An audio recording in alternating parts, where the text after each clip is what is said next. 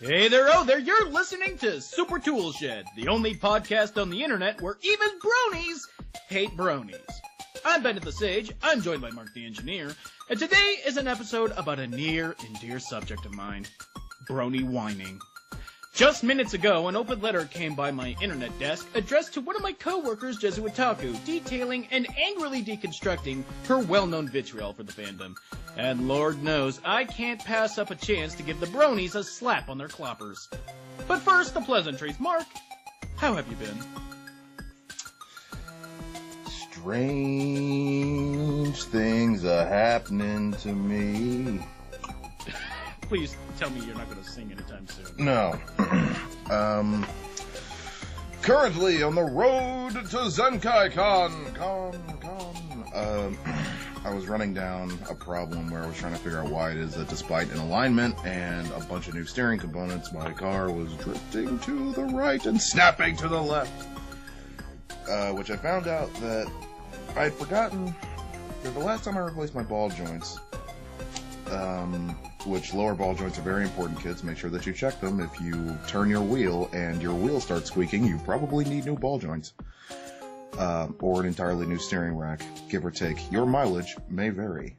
I had installed a DriveWorks ball joint, which is the in-house brand of Advance Auto, and it sucks. Avoid Chinese-made parts whenever you fucking can, kids. The more moving parts there are, the less likely it is that they're going to last you for a very long time. I didn't buy them, though, because I was cheap. I bought them because at the time it was the only thing that Advance had in a set. So, despite all of the time that I spent rebuilding my steering setup, I had one of my ball joints failing, and it was causing my car to be a hazard to myself and everyone else on the road. So, replaced those and decimated my alignment, but that's okay because I bought a lifetime alignment from Tires Plus. So I can take that in whenever the hell I feel like. In the meantime, on the road to Zenkai-Con, I still need to assemble my panel. The clock is ticking. Yeah, you are pretty cutting it close to the wire. Yeah, but it's going to be an interactive presentation. It's going to be really less presentation, more conversation with audience members. Yeah, like an involved lecture. Yeah, like more an involved lecture, but less James Lipton-y. And more like that cool professor that teaches in the auditorium and is willing to break off from his script to answer questions. Yeah, and like tell jokes and shit. Yeah. Like that's the guy you want. Yeah, exactly. Wears a sport jacket and jeans. He's got a nice clean haircut. All the girls want him. Well, generally it's a sport jacket, jeans, and chucks, but because he has to be. Because it's like, okay, sport jacket, I get that. Jeans, alright, they're, whatever, relaxed and groovy. But then when you get down to the chucks, it's like, well, you're officially trying too hard. Mm-hmm. And he does the finger guns unironically?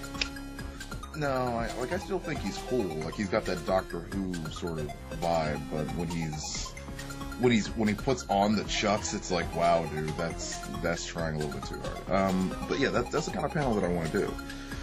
So, it may be cutting it close to the wire, but I think it's going to be fun.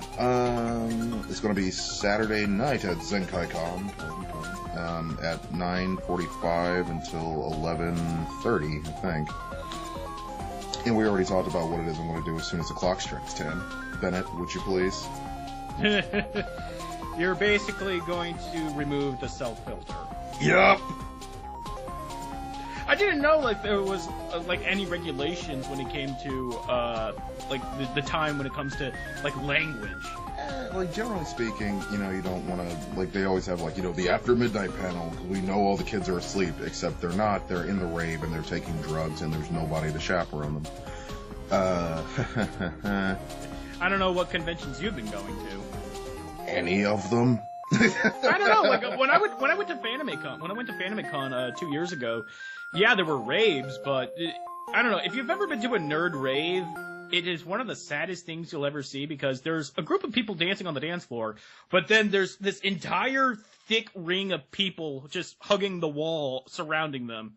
Kind of looks like a child's drawing of a nucleus. Well, that's the problem, is that there are still some inherently goth-oriented people going to raves because it's the only thing to do in the middle of the night. And I don't know if anybody saw that How to Dance Goth video, but generally speaking, you're talking about a bunch of kids who, like, I've always thought that, like, rave culture is anti-goth, because someone had, a few years ago, and this was more than a few years ago now, but one of my friends who was, well, he's married now. His now wife had come to me and said, like, we're going to bring rave back. Do you want to join us? And I went, no, because rave is bright and colorful and high energy, and I am dark and miserable and really wish you hadn't asked me this question. So. If you've ever played the South Park game, The Stick of Truth, there is a scene where you have to do like a Dance Dance Revolution kind of mini game, except you're dancing goth, which just ostensibly means drinking your coffee and smoking a cigarette to a beat. Oh, God damn it! All right, play a beat.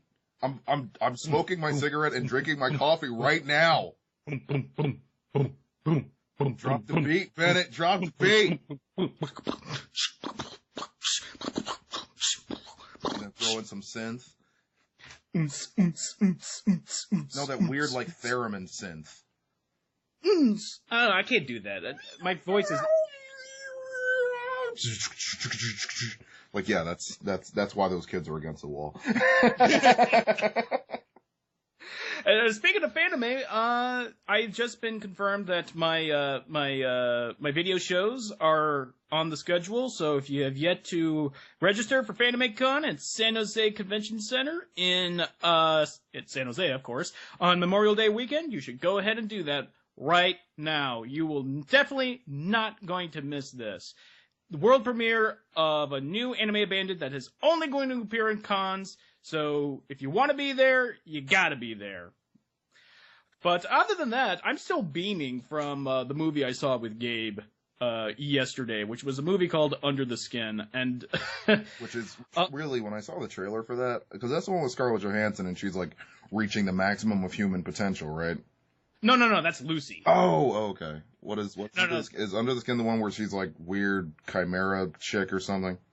Yeah, she's an alien who is luring men to their deaths to steal their skin. Or at least that's what I could gather from the movie, because the movie is plotless as far as a narrative is concerned.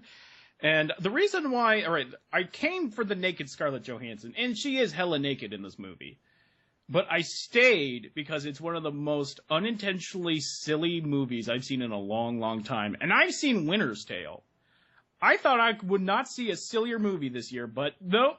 That title has been usurped by a scene where Scarlett Johansson lures a dude to his death, right? But every time she does that, the scenery drops out and they're just in the negative zone. They're just in black space. And as they're walking towards naked Scarlett Johansson, they sink into an invisible black pool until they're just literally floating in blackness. And one dude is floating in blackness. He sees another dude who's been lured to his death, and he basically deflates. Like, all his skin comes apart till there's nothing but, like, his skin just floating like a jellyfish in nothingness. And it sounds disturbing, but all I could think of was just like a farting balloon just farting around the room. I might have to see this movie. Yeah, you do have to see this movie. It's 100 minutes, but it doesn't feel like a sit at all. Well, it just feels like Species to me, Well, it doesn't have even the plot of Species. It has, like, some, like, turns here and there that's reminiscent of Species, but there's just not enough to grab a hold onto as far as the story is concerned, because there's so little dialogue and there's so little narrative connective tissue, as it were. Plus, like, all the love in the world to Scarlett Johansson, but she is not Natasha Henstridge. No, I mean, but like, this is one of those movies that people have on their shelf just because it's a nice talking piece. It's like, hey, what's this? Under the Skin? I heard that has Scarlett Johansson in it. Oh, you're in for a treat, you say with a knowing smile. Oh, good. But, anyways, I just want to say that that so far this conversation has gone relatively nowhere, and I haven't seen Game of Thrones yet, and I can prioritize and do this instead of watch Game of Thrones. Priorities, people. Priorities. Indeed. And especially when we're getting to the meat of this podcast. I said it in the intro that I came across an open letter that was posted to Tumblr, surprise, surprise, to Jesuit Taku. And this was dealing with her combative, and the letter says, vitriolic attitude towards bronies. And I'm kind of on his side, the guy's side who wrote this, as far as the vitriol is concerned, because she does write some pretty acidic things about the fandom. And but on the other hand, I'm kind of with her. I'm well documented that I hate the show, and I kind of like hating the show, but I don't like hating the fans of the show. I think it's not a very well placed anger, but I can't help myself sometimes. And I'll qualify this. I've been beating Bennett down for the last year and a half to just watch Lesson 0. He refuses. He says he will one day. He's going to give it a shot. But I personally think that the indoctrination video for My Little Pony is very easily Lesson 0. Which, if you haven't seen it, fucking watch it. But that's one of the things that's always bothered me about the bronies, is that they cannot abide by the fact that the show that they like isn't liked by others, and then they try to indoctrinate you into the fandom. I can kind of bring a corollary to that, is that I previously said on the show to co-refer that the thing about Avatar: The Last Airbender is that the first 12 episodes of that show suck. But then, okay, that's unfair. It's not that they suck; it's that they're childish. They're building up to, the full rev of the engine that is The Last Airbender. But the first 12 episodes are kind of like what can we do before Dark Harvest? I always use Dark Harvest as a reference because the reason why the Invader Zim episode of Dark Harvest is so dark, if you never listened to the commentary, was because they were seriously trying to figure out what the fuck they could get away with. And they were also going to use it as a defense point as well as an offense point, because the defense point of Dark Harvest was, if we can get Dark Harvest to air, then we can do almost anything within reason. And if Standards and Practices gets in our shit, all we have to say is, but we did it in Dark Harvest. So the first 12 episodes of Avatar are really just about, kind of feeling out and revving the engine and getting up to full speed. But you kind of have to slog through those episodes. They're slow, they're boring, they don't really correlate to much of anything. You don't really care that they're going on. And then between episodes 12 and 13, you're finally like, okay, this is a show, let's go. My personal thing with My Little Pony is that I think that the show is funny. I can appreciate the humor, I can appreciate the anti-humor, I appreciate the references, like the fucking Snake Plissken, like Twilight Sparkle dressed up as Snake Plissken. That shit was hilarious. Oh, shut the fuck up.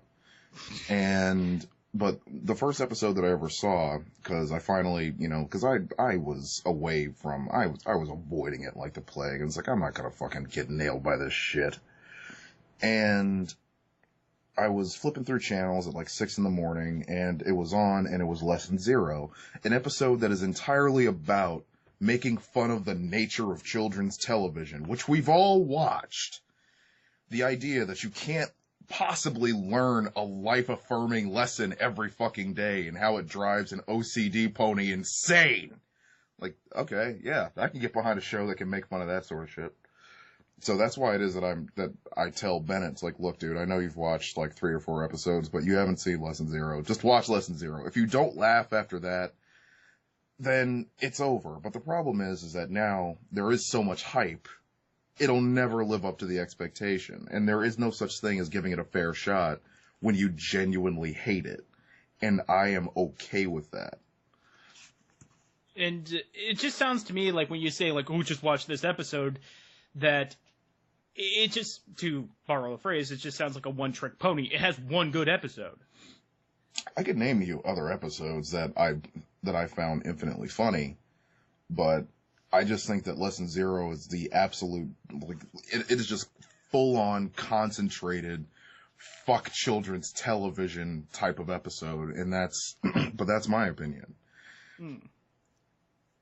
But I can see your side of the argument, but I think we're on the same army when it comes to that type of brony that is unable to accept the fact that people do not like My Little Pony and express their dislike. Oh yeah, no, the fucking Jehovah's Witness bronies. Mm-hmm. Have you accepted Twilight Sparkle as your Lord and Savior? And or Pinkie Pie and or Fluttershy. Mm-hmm. And believe me, my problem with the bronies doesn't really extend into like the cloppers, because I get fetishism. I get the idea of perversion, perverting like children's cartoons. I get that. I mean, believe me, I'm friends with furries. You can't not be a friend with furry without at least confronting the fact that there are some weird, fucking weird ideas of what human sexualization is capable of. But, and this is a big but, my problem with bronies, at the end of the day, revolves around the fact that they are a fan of a show that I quite literally hate, and they cannot accept my hatred of the show, and are trying to sway me by acting completely like they act like children. Like they act like children to me when they say, like, well, you just got to watch this episode, or you just got to give it a chance. And when I give my reasons for hating the show, perfectly valid reasons, they take that as an attack on me. It's like, what do you mean you don't like the voice acting? What do you mean you don't like the look of the show? Which the voice acting thing extends to a whole lot. Like every few episodes we bring this up. You hate Tiny Tina. Mm-hmm. You hated her with a passion. As soon as she showed up with all the goodwill of Lori Petty's Tank Girl and pow, you were just like, no! Shut up! I'll admit that it's a personal thing, but it makes it no less here's valid. What's weird is that you hate Cupid characters, you hate high-pitched, high-energy fucking characters, but you love Excel Saga, and you love Calvello. I'm not denying it, but that's because Calvello is capable of a broad range of characters. Like, she could be Excel, but she could also be Cutie Honey. Mm. They were same different kind of performances, and she fit both perfectly. I'll admit that, like, Excel does strain on my annoyance factor for if I, marathon the show. But, at least it's funny, and at least that Excel gets her kind of karmic comeuppance for being the annoying brat she is by, like a blunt object or being dropped down a trap door. So there is at least, the show is recognizing her annoyance and punishing her for her annoyance. Mm. Like every time Il Palazzo pulls that rope and she follows down, that works. Okay, so you have your valid reasons, which I'll never take those away from you. Mm-hmm. But we're just sidestepping the meat of this show. The meat of the show is this open letter that I just came across, and we got about not even halfway through it. This is a long letter. And we got about halfway through it, and we just realized how, I don't want to say delusional, but just how he unintentionally proves Jesse Otaku right in some respects for her attitude towards bronies, and especially towards the internet fandom. Those who post their reaction videos to YouTube about unwrapping their new brony toy or their new pony toy, or going to McDonald's to get a Happy Meal so they could get their little Hasbro toy. That kind of fandom. And I'm going to start this letter. I don't know how long this is going to take. We may be here all night, Mark. But we promise no funny voices. No funny voices. While it's being read, no funny voices. We cannot promise that there won't be funny voices in our personal peanut gallery. Or at least for our reactions and commentary to this letter. But to protect this guy's identity, we will not say who wrote this letter. But then again, you do not need much time to find out who wrote this letter. You just need to do a light Google search. But we're not saying you should do it, but the option's open. An open letter to Jesuitaku. Alright, folks. I told you I was going to do this, and here it is. I said earlier I was going to wait until this person slipped up again before I posted it. Well, I did some more thinking, and I realized that would entail me having to keep an eye on this person and basically wait around for them to screw up. That is not something I'm prepared to do. Also, my hope is that by posting this now, it may potentially nip any future unpleasantness in the bud. Good luck. I doubt that such a thing would happen, but one can only hope. So for better or for worse, here it is. This time, I'm going to be providing facts and all that stuff, because this isn't just any regular person we're talking about here. This also means it's going to be considerably longer than the last Opinion Ed missive, so I'll provide a helpful TLDR at the end. Also, like I forewarned, there's a chance I won't be as nice as I was last time, because honestly, I'm at my wit's end with these folks. Once again, I apologize in advance for what I'm about to say. I don't enjoy this, but someone has to say it. Might as well be you. So we're going to talk about a group of folks called fan haters. To these folks, there's only one thing worse than a work they don't like. People actually liking it. Now, I want to stop right there. Do you agree with that statement? You know, with the conversation that we had about the Ninja Turtles, the conversation that then followed about the new Zero Suit Samus, which, oh god, is there anything worse than fan haters in our business?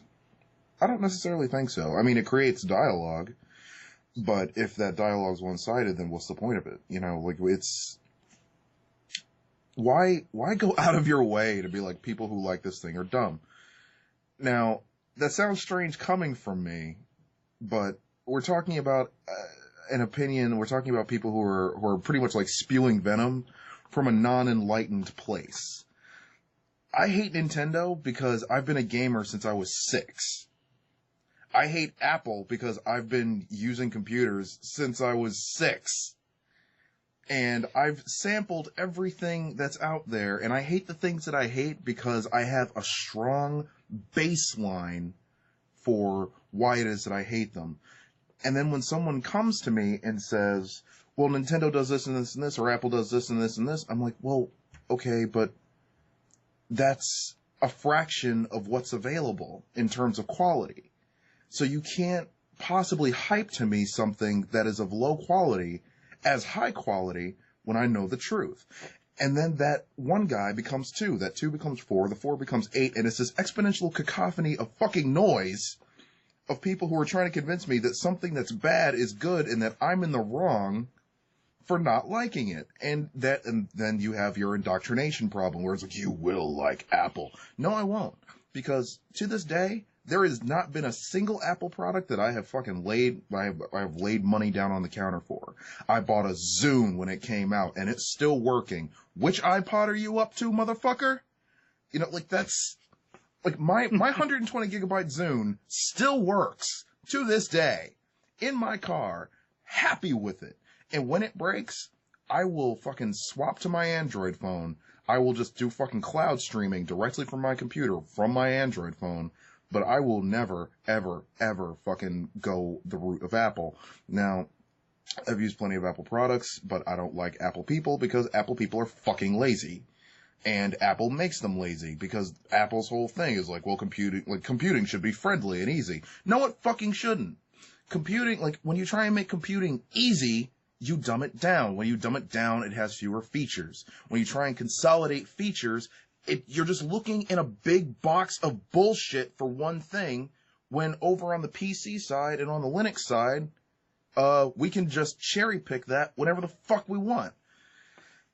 Now, on the flip side of Nintendo, I grew up a Genesis kid, but that didn't mean that I wasn't playing Nintendo. You know, I played all the same shit that you fucking played. And I had an N64. First fucking console I bought was an N64. I really liked my N64. I didn't really like my GameCube that much, and I sure as shit didn't like my Wii. Not gonna buy a Wii U because I'm not buying the same system twice. And And my baseline for hating Nintendo is being steeped in gaming news and being a gamer for so long, a retired professional gamer, like all of that. And all I've really seen is that Nintendo people just play the same shit over and over again. Here's Mario Party 8, here's Mario Kart 8, here's fucking Super Mario Sunshine, which plays almost exactly the same as the next Mario game after that or the one just before that. So my hatred of Nintendo doesn't necessarily extend down to Nintendo fans until Nintendo fans start talking and they won't shut the fuck up because they can't see, because it's that people who try to indoctrinate you can't see the counter argument. All they see and all they hear is what they want to see and hear. So, do I agree with it? Yes, but asterisk. I think the statement should be there's nothing worse than an uninformed fan hater. Yeah, if you don't like it and that comes from an informed place, well, obviously you gave it a shot. So far, I don't like Agents of S.H.I.E.L.D. I gave it 8 fucking episodes and all I was doing was fucking screaming at the fucking screen, Coulson's a robot! So, but, if you give it a shot and then you don't like it, fine! But it has to be a fair shot. It has to be, giving it a real fair chance. And after that, if you don't like it, then that's your business. But if you don't like it out of hand, if you don't like it because everybody else likes it, then you're just fucking childish. And yes, I do want you shot in front of your family. Okay, after that first detour, back to the letter. Basically, these folks are unable to understand why anyone would like something they don't like. And they're quick to assume that it's because they're stupid, gay, a pervert, haven't seen a true insert media type here, or what have you.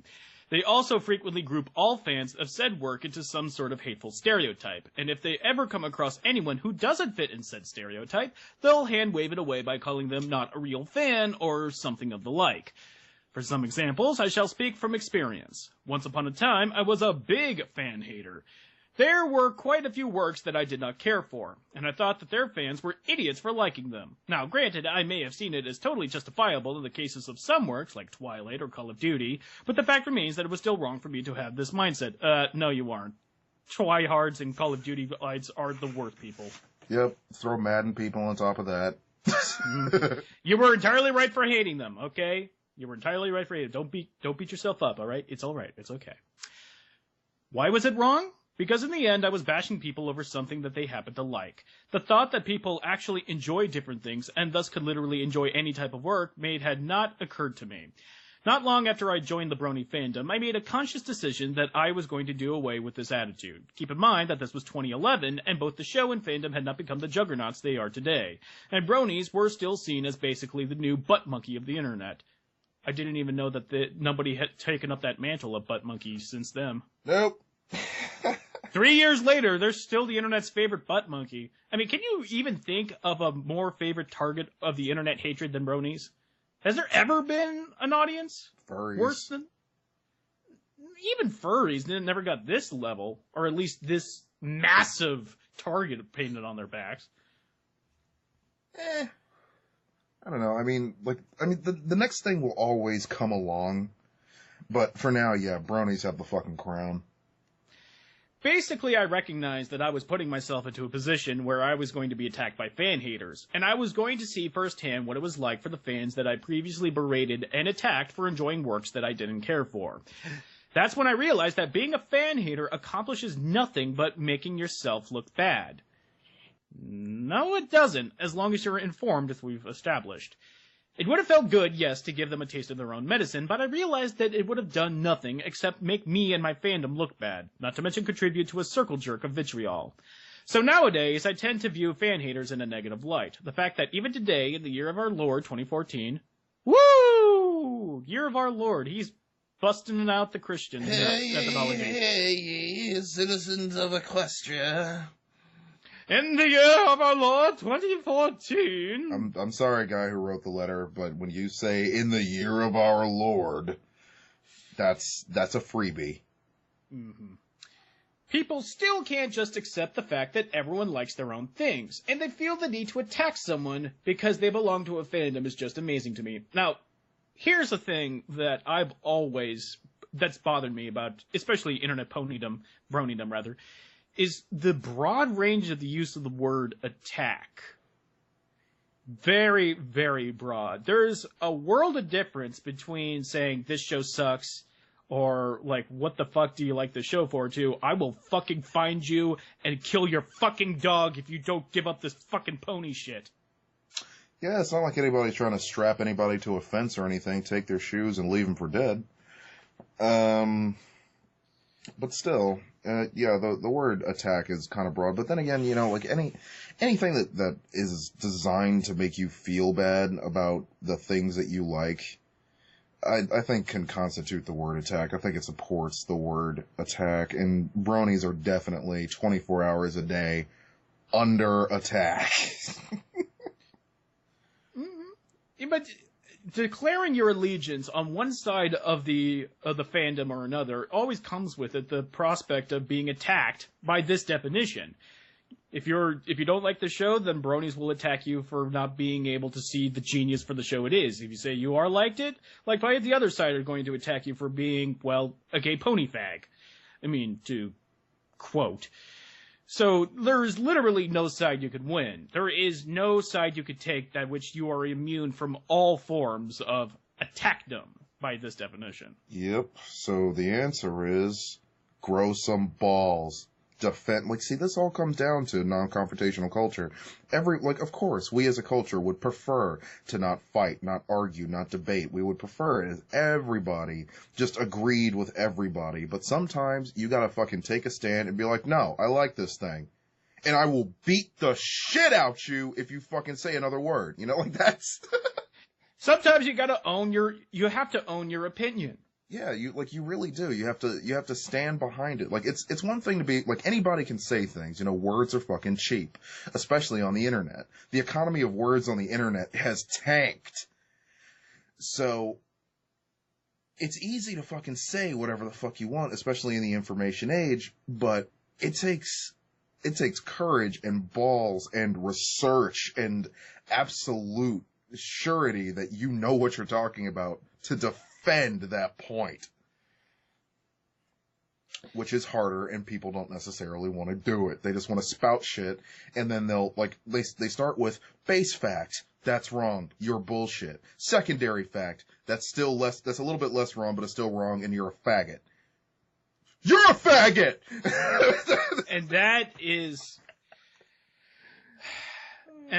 And that is just how the way things go when it comes to internet commenting, but regardless, along with those who feel the need to generalize and stereotype an entire fandom, or any group of people for that matter, was that this letter's backhanded way of comparing the fandom to, like, repressed minorities?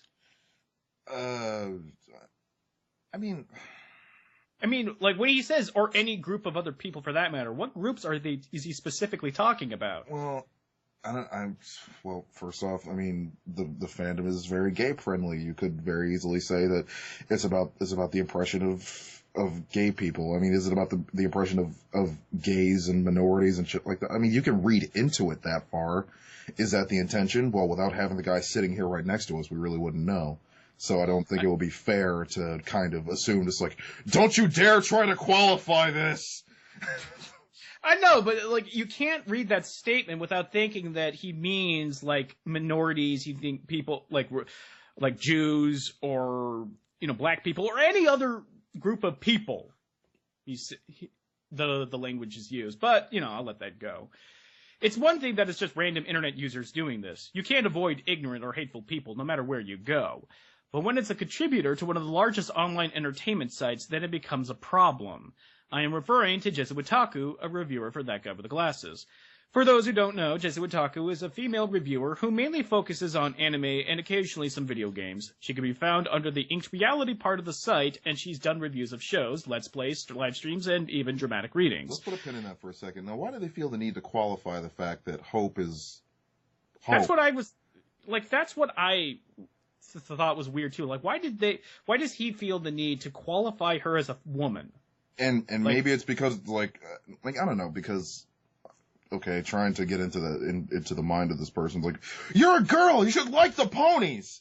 in the same way that when you're a black person, it's like, yo, nigga, you black, you should be liking the rap. It's like you're betraying your people, dog. It's like, all right. So maybe that's what the qualifier was supposed to be. It's like, if anybody should like My Little Pony, it should be a girl who likes anime. Okay. Or maybe this is another means to kind of attack her for being a woman. I don't think so. I mean, given the tone of the letter, as far as we read into it, I don't necessarily think that a person who wants to make his statement in a non-combative and informative way necessarily wants to be like, bitch is crazy. Although he does provide links to her work and her site. So if he's not trying to direct his traffic to her section of the site on Back with the Glasses, or on her own personal site to voice their, let's face it, their combative opinions, then what is this letter for? I don't know. I mean, the more we read it, the more we can glean it. But I don't, at this point, I don't necessarily think that it's like, unleash hell! I don't think it's there yet. No, but I don't really watch her work, but from what I've seen, I think she does a good job. I really liked her in the Nostalgia Critics review of Digimon the movie. Also, her performance in To Boldly Flee as both herself and as Radical Edward from Cowboy Bebop is something I completely applaud. We're going to have to differ on that, but whatever. But for the last year or so, she's had some not-so-nice things to say about the Brony fandom, as well as fans of RWBY, Doctor Who, and the J.J. Abrams Star Trek movies. And to be quite honest, her behavior has gotten to a point where I can no longer sit here without saying something. Now, before I get into her beef with the Bronies, let me make something very, very clear. This is not meant to be an attack on Jezu Otaku in any way. I am not trying to mess with her work as a contributor to That Guy with the Glasses. I am not trying to deliberately stir up drama. I am not trying to do anything other than point out that she's been very unfair to some people, and we don't really like that very much. Now, I always felt that end of that sentence was written by a second grader, and we don't really like that very much. I'm more latching on to the whole, it's like, I don't mean any offense, no offense, but your mother sucks dicks for nickels. Yeah, I know that, but what you're saying is that I'm not trying to deliberately stir up drama, but you're doing this, which you know will stir up drama. Yeah. So if you're not trying to, you're saying you're not deliberately trying to do it? No, but you know that it will. So why are you doing it? There comes a time when you just kind of have to accept the reality of, like, look, I feel like I have something to say and it's very important, and I know that it's going to cause trouble, but that's not my intention. Because, actions have consequences, and that's just the nature of the universe, but you can make a separation between, I don't intend to cause a war. But you're causing a war. Now I'm going to slap the Prime Minister. If you don't intend to and you don't want to, I don't know. You have a situation where the Prime Minister fucked your wife, and you're a delegate from another country, and it's like, look, publicly, this is going to look like I'm trying to start a war when I walk up and open hand slap another man in the middle of the UN. But it's got to be done because honor has to be defended. I'm intending to defend the honor of my wife, not to start a war. The war is just an unintended consequence. Also, everything I'm about to link here are things she has posted on her Twitter page. Now, yes, it's her own personal Twitter, and yes, she should be free to express whatever feelings or emotions or thoughts she wants. This does not make her immune to people who wish to criticize said feelings or thoughts. Well, you do know that street goes both ways. Okay. As my friend Withheld expertly put it, spewing bile on a public space is not venting. When you post something that is publicly viewable on an internet filled with millions of users, you open yourself up to criticism of what you've expressed. And as I've said here before, when you were acting like a moron, I'm going to let you know. So you just called her a moron. In a backhanded way, but you just called her a moron. Mm-hmm. So let's get on with this. What is my problem with Jezu Otaku? Well, let me make this clear. I don't have a problem with the fact that she's not a fan of the show. I don't even have a problem with the fact that she doesn't like bronies. Those are her opinions, and she's certainly welcome to express them. It is the manner in which she expresses her opinions, the language and tone she employs, and using a hurtful stereotype to generalize the entire fandom that I have a problem with. Now, how did she end up on my radar? Well, it all began just a few days ago when this post started floating around Tumblr. The post was of a memo talking about how McDonald's was no longer referring to their Skylanders and My Little Pony toys as the boys and girls toys. Seeing that this site loves anything that even remotely screams gender equality, folks thought it was great. Then along came Jesu Otaka with her eloquent little rant. And this is him quoting her. Reblogging this because it keeps showing up on my dash and I keep not quite raining on the parade, but it seems like everyone thinks this means something different than it does, so I guess I'll rain on it a little bit.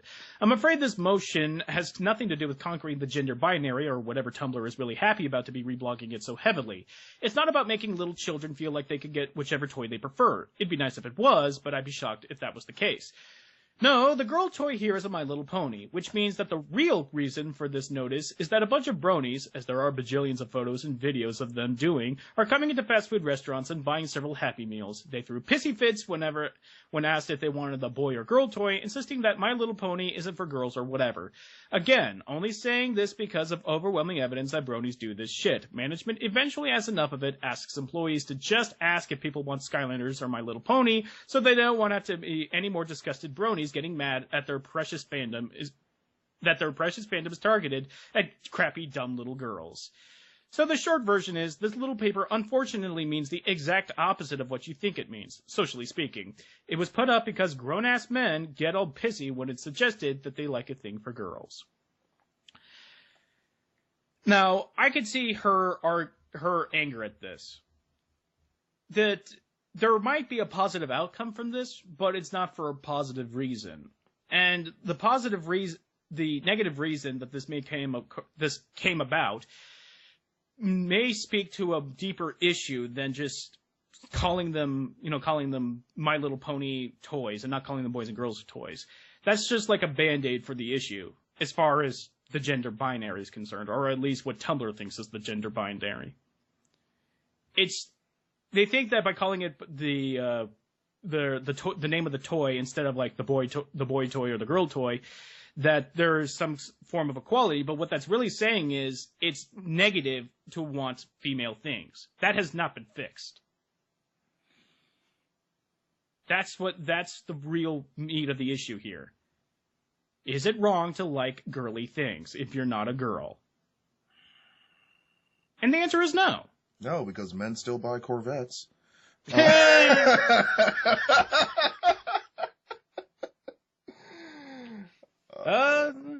No, because men still buy the Miata. Yeah. I'm sorry. It's just, that is the girliest looking car I've ever seen. Yep. So, I mean, is it wrong for a man to like girly things? Well, I don't know. I mean, can that man still beat the ever-loving crap out of you?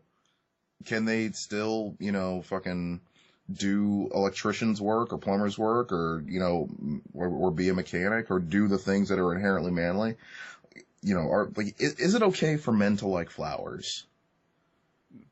Because that's I think one of the hardest issues to tackle when it comes to gender issues is that when a woman likes something that a man is typically like, they may get some grief over it, but that is nothing compared to when a man likes something that is typically feminine. Yeah, which is, it's all a part of the fraternity mentality, that idea. It's like, well, it's about brothers and, like, you should like cars and monster trucks and swinging hammers and fucking chicks. And it's just like, there is such a thing as the dynamic human male. There is such a thing as, as society advances, so does its interest in a variety of things that, that it's not nature that necessarily dictates these predispositions, or that dictates a predisposition at all, that sometimes it's just nurture. Do you think that flowers are pretty? Do you think that My Little Pony is fun and entertaining? I mean, I'm not talking about, like fucking Todd from Code Monkeys where he's collecting Cabbage Patch dolls in his closet and jerking off to them and having weird imaginary relationships with them. But, what is the harm in a man liking girly things, especially if that man is just as willing to beat the crap out of you as a guy who's drunk at a monster truck show? You know, it's an issue that there really is no clear-cut answer to. And that really is the definition of the modern-day struggle as far as gender issues are concerned. I think there is a clear-cut answer. It's none of your fucking business. Well, how about that? Well, yeah, that's none of... Well, How does it affect you personally? If your friend likes to look nice, if he's quote-unquote metrosexual, if he gets fucking mani-pedis and he has well-coiffed hair and a properly tailored suit, and these are all the things that you don't bother with or don't have or can't afford, and your first fucking gut reaction is to call him a faggot, well, you know what? First off, would you call him that to his face? Second off, when was the last time you got punched in the face? Because I would assume that if you do that often, that your face is a candidate for fucking plastic surgery at this point. But really, I think the clear-cut answer, for me at least, it's always been, it's none of your fucking business what another man or another woman does with themselves or what their fucking interests are. I mean, if you share interests, great. If you find common ground with another human being, that's the fucking milk of life. But if you don't, walk away. Clearly that's not something that you fucking agree with. You don't think that a man should like girly things. Okay, you don't like girly things, fucking fine. But I always kind of come back to Ron White's thing about his friend and homosexuals and talk when he says like, well, do you watch porn? Yeah, I'll watch a man and a woman making love. Well, do you like the man to have a small and half flaccid penis? No, I like big hard throbbing cock. Oh, you know, like that's the perfect example. I get that notion. I truly get that notion, and I do get behind it. But at the same time, we live in a time where the answer to all the problems that face the gender binary cannot be socially constructed through laws. Like everything that all the steps towards an egalitarian society was constructed by laws. Like women have the right to vote, the abolition of Jim Crow laws and such. But you can't pass a law that says you have to call a transgendered person by her new chosen gender. You can't legislate that. That's social enginered behavior. And how do you enforce that? Yeah, by providing you really can't. It's just a matter of, you know, like passing laws does not make for better people. That interpersonal inequality, it starts at the home. And you can't pass laws to make people better, more tolerant parents. And that, like, it's generational, you know, that the idea of bigotry is generational, and it starts at fucking home. So what the fuck are you supposed to do other than hope for better people? And otherwise, you know, everybody just needs to mind their own fucking business. Well, that detour taken. Instantly, the attitude of the posters went from "this is amazing" to "bronies are the worst thing in the world." Embellishing a bit, but in my 13 or so years of being an internet user, I don't think I've ever seen a collective about face happen that quickly. Now, in that linked post, I made a counter-argument that took apart Jesuitakus, but for the sake of posterity, I'll reiterate my points here. First of all, she does have a point in that she's implying this is because the bronies want to buy the toys as opposed to bringing about a new era of gender equality. That's probably accurate, and that's fair.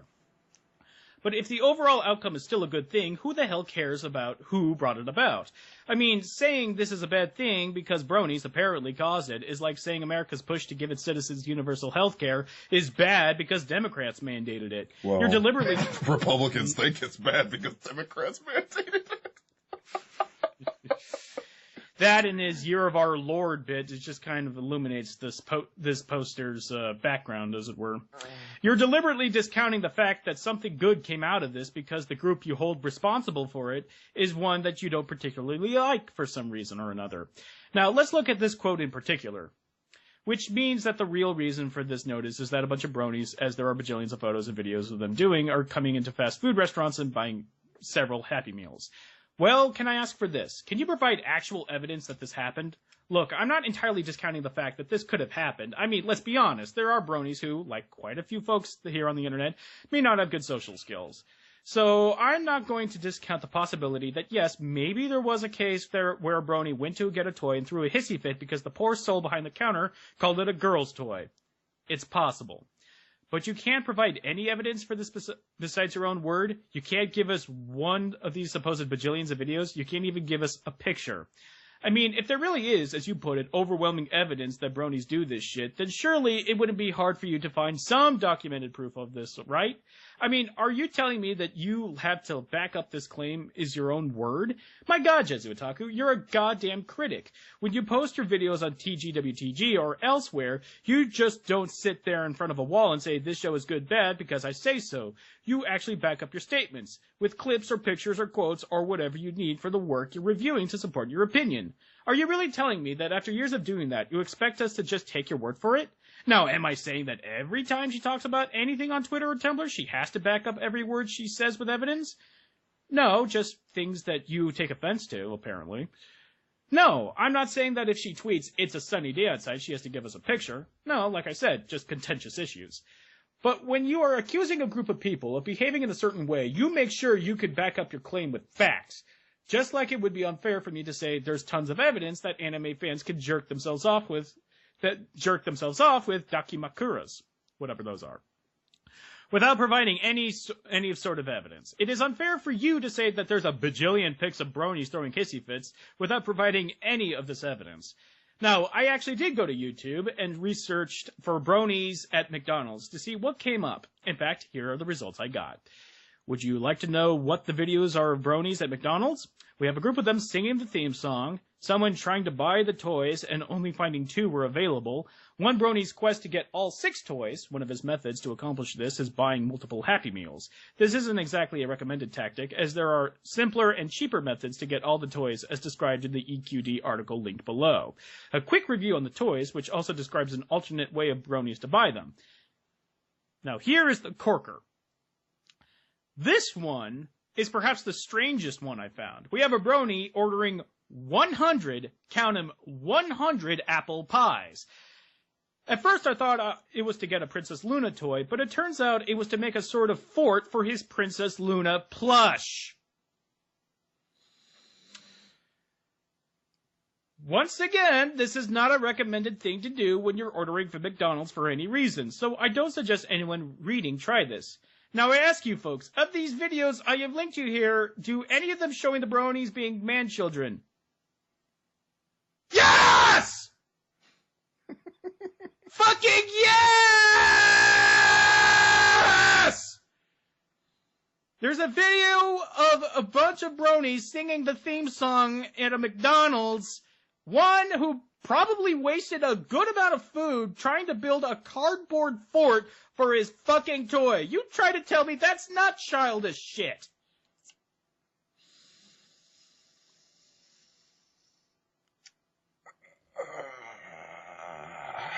Yeah.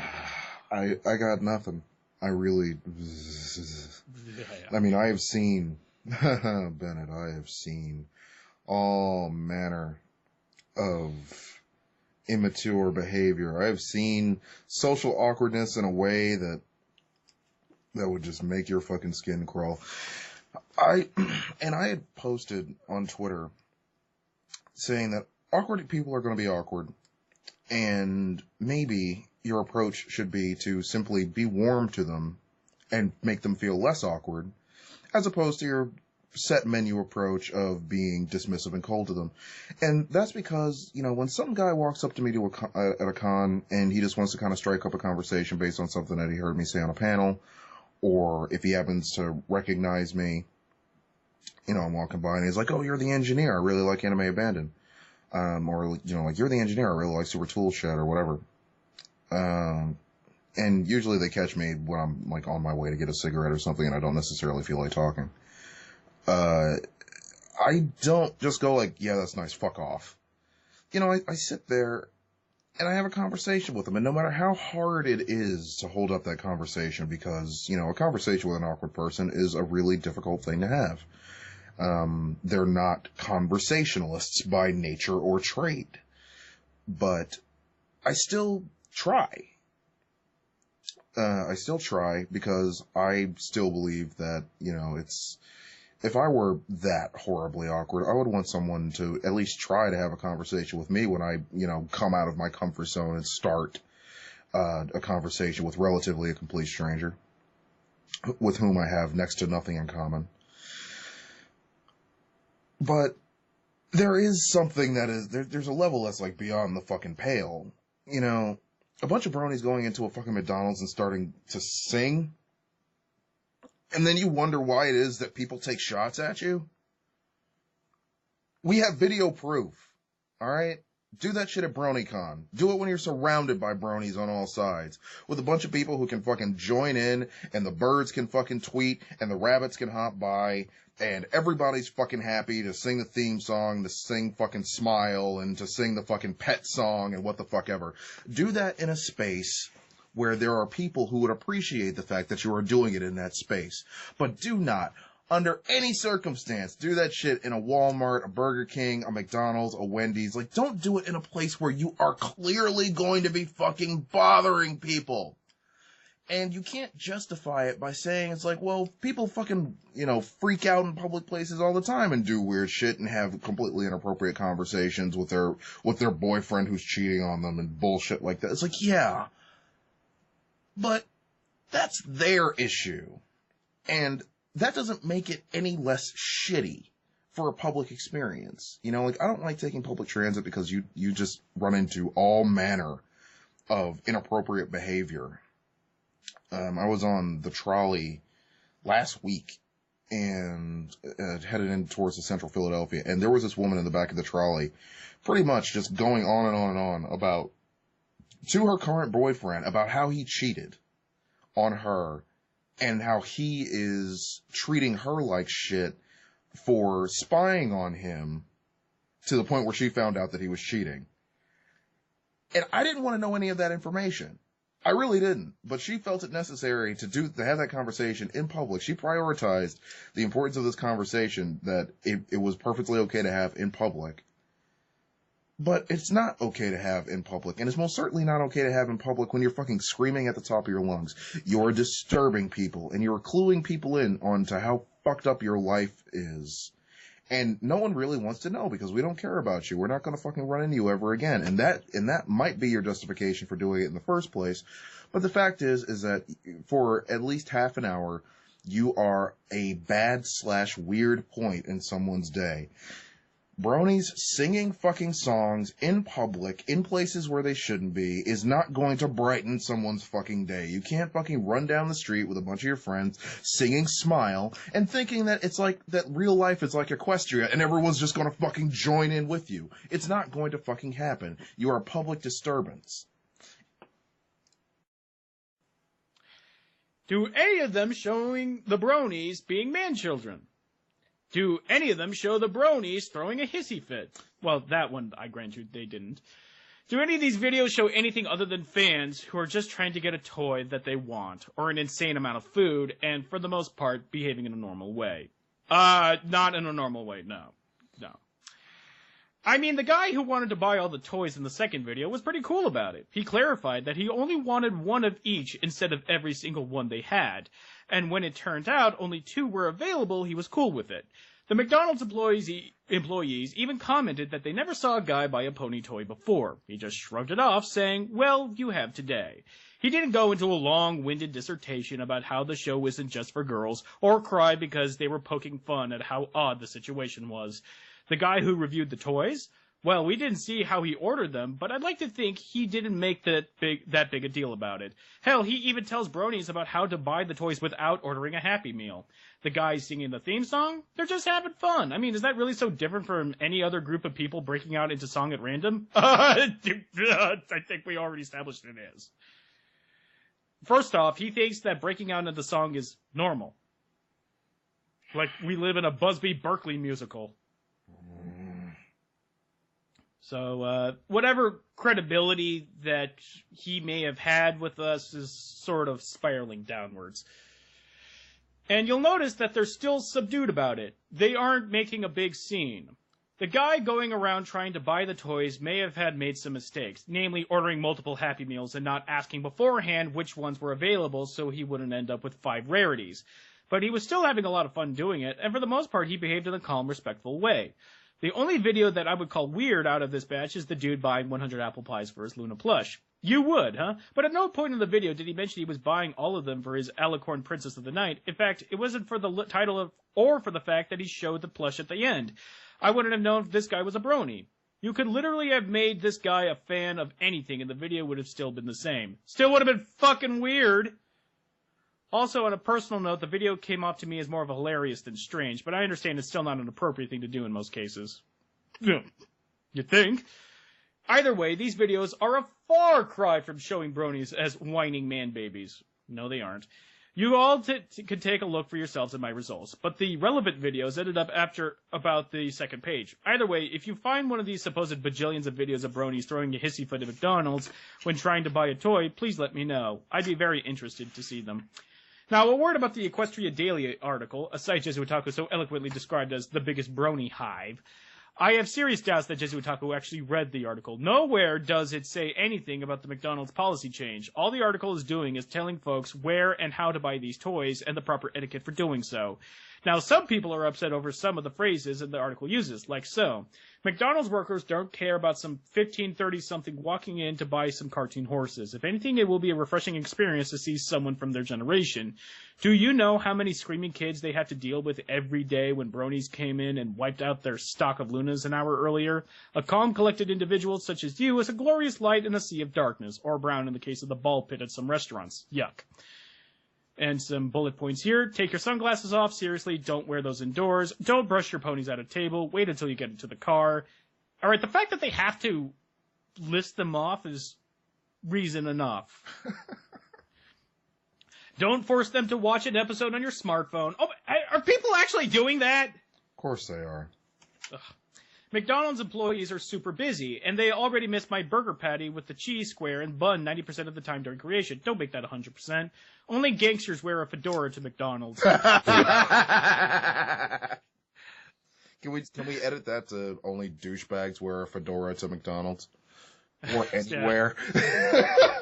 No, let's be fair. Let's be fair. Those are trilbies, not fedoras. All right. Sinatra wore a fedora. Assholes wear a trilby. All right. You don't want to be arrested, do you? Save it for pony cons. Gangsters are welcome there. Oh, all right. All right. People are pointing to these phrases as clear signs that bronies are trash. I wonder if people have ever heard of a little concept called satire. Oh, this article is supposed to be satirical, huh? It is obviously tongue-in-cheek and self-deprecating. Have you considered the fact that the reason they mentioned the fedora wearing is because they were making fun of that meme? I will grant that perhaps to an outsider it may not be as evident, but it should still be obvious to anyone that the article is not meant to be taken completely seriously. The fact that people are taking it seriously is utterly amazing to me. Well, to other bronies, sure. Just tell me, why is it that we don't have like a socialization program for bronies? I don't know. Like just a general, like, you know, like a class that you can take at a con. You know, like a weekend long workshop where it's how to interact with other people. And I'm your host. Get the fuck over it, Sparkle. You know, like Jesus. God. And also, if that was satire, then the website committed the grievous sin of satire without context. If you posted an article intending for it to be satire, but giving no indication that it was satire, or even that you're posting it to a non-satirical site, which it was, then you can't use that excuse. You don't think that anyone posts an Onion article somewhere, like the New York Daily News, and then say, what? It was supposed to be satirical. Now, others are saying that the fact that such an article even needs to be written is proof of how antisocial bronies are. Well, you're right. Like I said before, these are bronies who are antisocial. So you admit that bronies are antisocial. Hold on. I would like to clarify something. Mm-hmm. I am antisocial. I am a misanthrope. I hate people. I don't necessarily want to talk to strangers. I don't like being in large groups of people. And for the most part, I will gladly punch anybody in the face that wants to hand me a problem. That is antisocial. Bronies are not antisocial. Bronies are dense. There's a difference. Socially dense. Yes. But not because they're rapists or pedophiles or whatever, but because they're shy. Shy is not antisocial. And it's not an excuse. You may not recognize it, but there are people who will feel uncomfortable buying these toys, or even a Happy Meal to begin with, because they're adults buying children's toys. So you admit that they're children's toys. I can say that I'll cut them some slack and say that they're being marketed as children's toys, and therefore they're having to deal with the fact that someone normal who is slinging children's toys from behind a counter is having to be solicited by someone who is roughly our age, saying like, I'd like a happy meal. Can I get Princess Luna? You wouldn't happen to have Celestia, would you? I don't know. Why don't you ask someone in the back? Say it into the microphone. Hello. My name is Seth. I'm ordering a Happy Meal, and I'm just wondering if you have any Princess Luna or Celestia toys. Thank you. I'm not sure. I'm going to have to call the main office. Hey, Luther, do we got any more of them faggot toys?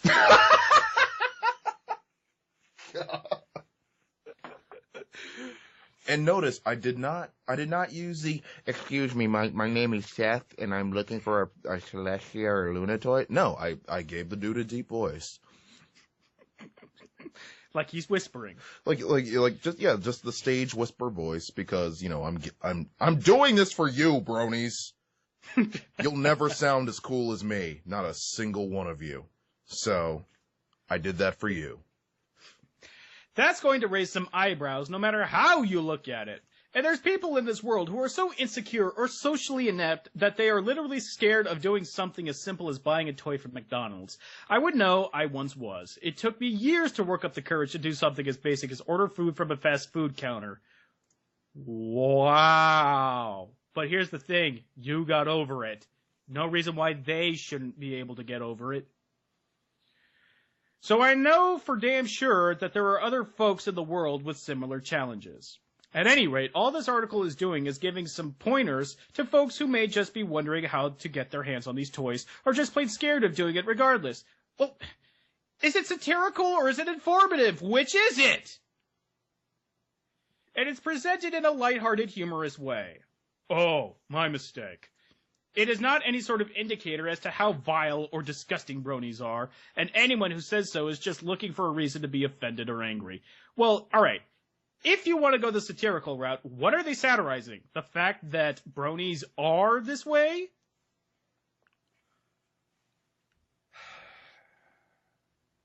Quick sidebar. Any bronies reading this who are interested in purchasing those toys should give that article a read. It does provide some really helpful tips. Also, again, while the article is meant to be humorous, please make sure to read the parts about what not to do. We don't want to prove these folks right, now do we? You just said that it was supposed to be satirical, but now you're giving them the outside chance that maybe they do act like this and that they should take it seriously. Well, any advice that can be given to socially awkward people and how not to be socially awkward, satire or not, is somewhat important. I mean, there's a lot of con etiquette problems that are going on right now, and we're both aware of it because we both know cosplayers and people who frequent cons, and there really should be, you know, there really should be time taken out to kind of grab some of these people, like, really just fucking solid snake the shit out of anybody who's, like, touching cosplayers' asses and shit like that, and, like, force them to take a class. Like there's a secret panel going on in the basement of the convention center.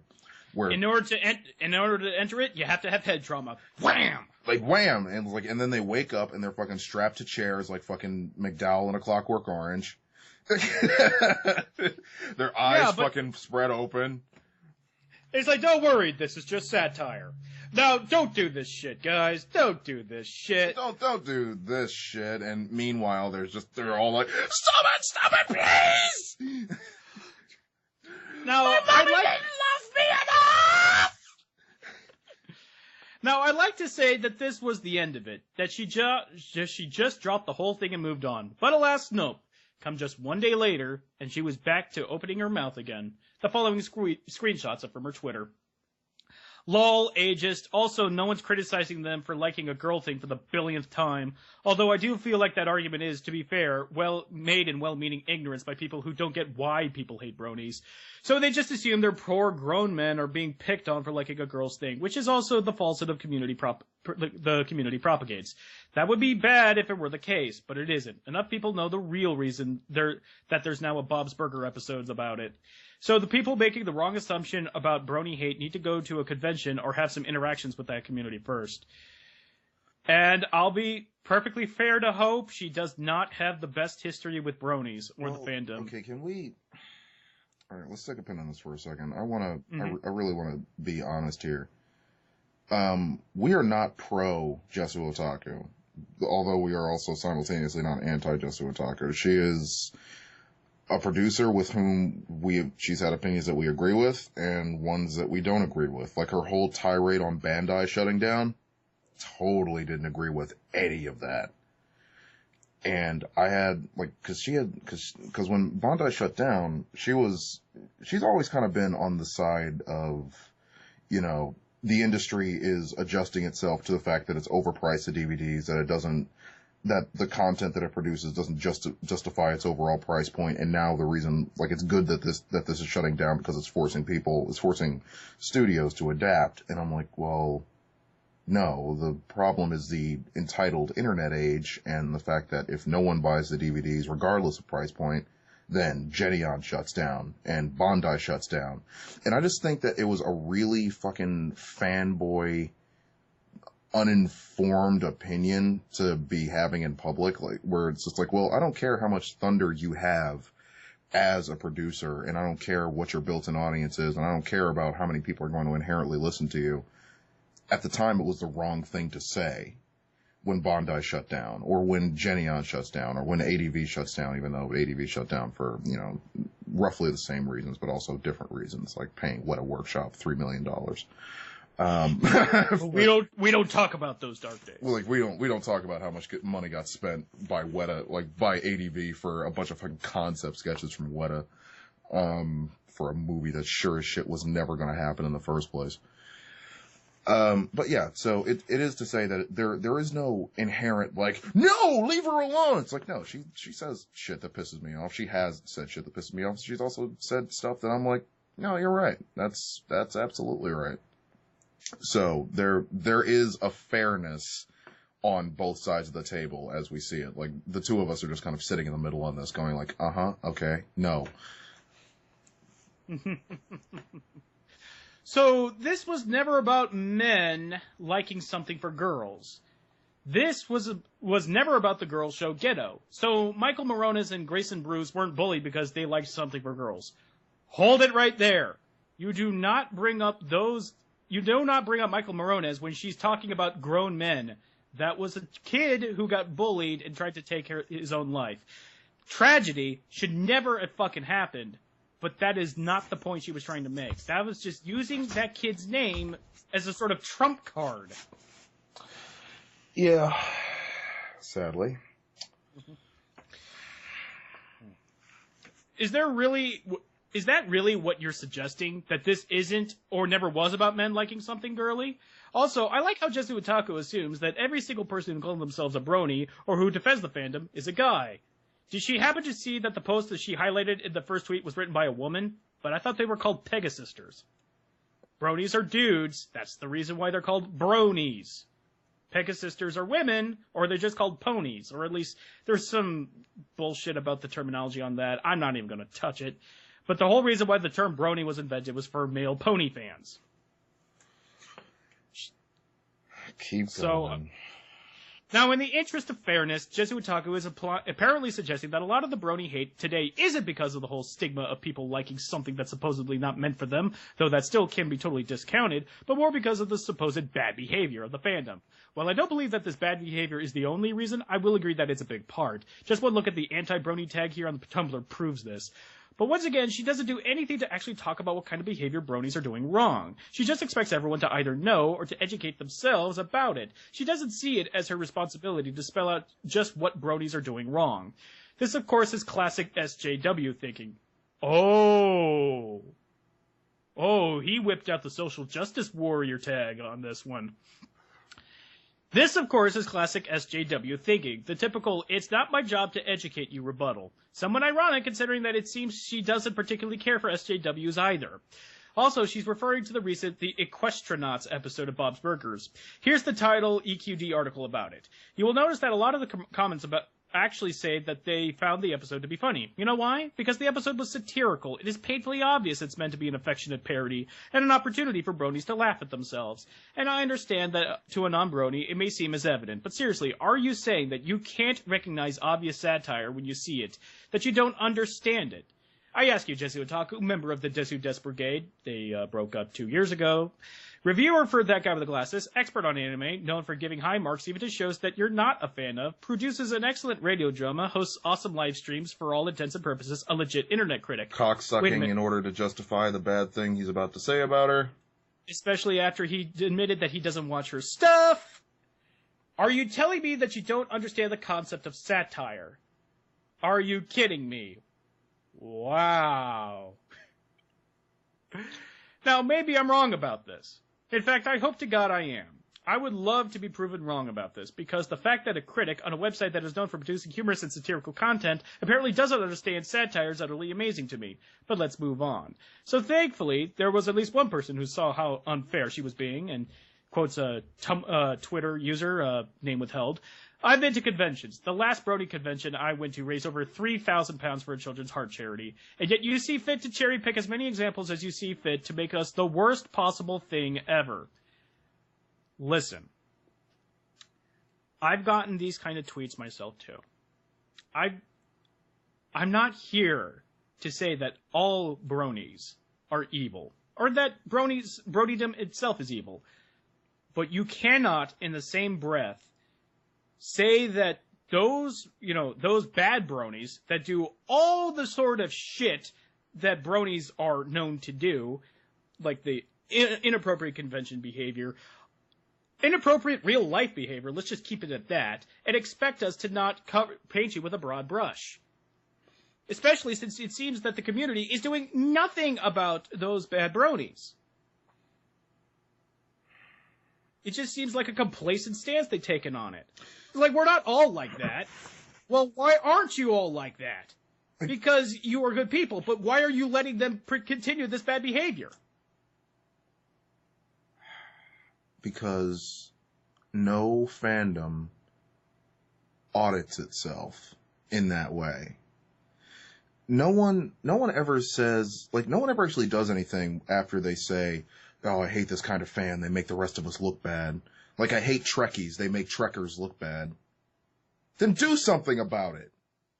I mean, there is a limitation of what you can do within the letter of the law, obviously. It's not like I'm saying fucking round them up in the camps. But, generally, if Trekkies make Trekkers look bad, then maybe you should, as you run into them, sit down, have a conversation, and say, what makes you do this? What makes you walk up to Shatner and incessantly talk to him about Star Trek? And what is it that has made it so that the only thing that you know Shatner for is Star Trek? Or, like Michael Dorn or fucking, oh God, like, seriously. What is wrong, again, non-confrontational culture, but what is wrong with going to a hardcore socially awkward brony who clearly, who doesn't have anything medically wrong with him, and just sitting him down and going, all right, we need to have a conversation. What is making you do the things you do? Because we are taking enough shit on the internet, at non-brony cons, everywhere. And they're not talking about us. They are talking about you. So I want to know why you do the things you do. And maybe we can adjust that behavior. But again, nobody wants to get into a fight. Everybody wants to talk about, the things that their type of fan does that pisses them off, but no one necessarily wants to do anything about it. I cannot abide by that complacent behavior. Even the best bronies in the world, the people who are proud to have been a part of raising several £1,000s a year for charities, and all the charity work, and proud to do that, are not willing to oust these bad people. Let's not call them bronies, because I do want to separate these fans and these. The bronies versus the phonies. No, the bronies from let's not mince words here. The D-bags. If you are not willing, if you're willing to donate however money to any worthy cause, to give the name Brony a good reputation, but you are not willing to take the brunt of whatever kind of behavior from these D-bags, then you're not doing enough. Especially if your end goal is to give Bronydom a good name. That is the biggest thing you can do. But every time I say, like, well, we're not all like that, or you can't paint us by that broad brush. Well, then what are you doing about the ones who are like that? You're doing nothing. Abso-fucking-lutely nothing. And until you do, we're going to continue thinking that you're all misogynist, that you're all man-children, that you all have no idea how to act in a social situation. Because you're not doing anything to change that. So, the lesson here is, grow some balls, walk up to somebody who you know is being socially awkward and mouth-breathing all over a cosplayer's neck while wearing fucking Pinkie Pie ears, drag him into a private room, and say, the fuck are you doing? There. Problem solved. You solved that problem, one shitty faux, like, I really do want to call them phonies, like Fauxnies. Why not? Yeah, just solve the problem one fucking phony at a time. This poor soul spent all of April 16th defending the fandom against haters. They tried to point out to folks who were not being fair to the fandom that they were doing just that, not being fair. In particular, they seem to have had a conversation with someone from Anime News Network that quite literally went in circles. You can see other tweets they made to folks about the matter of their timeline here. But I'm not about to talk about ANN or anyone from that site. I'm here to talk about Jesu Otaku. She is from that site, so you are talking to someone from the Anime News Network, dude. So let's see what she had to say in response to those tweets. A, I wasn't doing that. I was saying people who justified in finding that community toxic, which they are, charities or no. B, maybe don't make an actual My Little Pony reference in your rebuttal. People might not take you very seriously. So, name withheld provides an example of something good the bronies did, and Jesu Otaku basically responds that despite the charities being, people are justified in seeing bronies as bad, again without explaining why, and then blows the guy off because he quoted the show. This, by the way, is not considered an appropriate response in regards to debating something. In fact, it's a blatant ad hominem. Just in case people still have comprehension issues on this one, let me make it perfectly clear. It's not about My Little Pony, Friendship is Magic. Never was. That means it's not about the show, it's not about people liking the show or not, it's not about judging the show's perceived audience. So it's not about the show. Okay, I can see that. I mean, the show just may not be her cup of tea, and it's not about if people like the show, it's about how the show's audience, intended or otherwise, I can see that. But wait a second, didn't you just dismiss someone's argument because they quoted a line from the show? And didn't you call the show's target audience, correct me if I'm wrong, crappy, dumb little girls?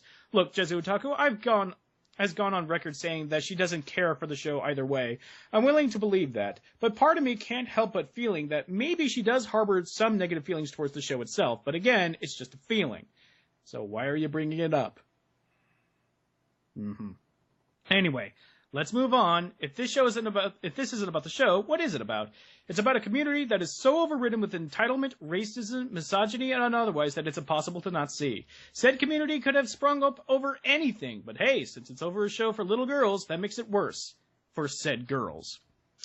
So this time she's at least calling out specific behaviors, specifically entitlement, racism, and misogyny. Now that statement is somewhat fair. While she gives general statements, there is denying that the Brony fandom does have problems. But then again, what fandom doesn't? True. Are you telling me that these issues, specifically racism, misogyny, and entitlement, are just the problems of bronies?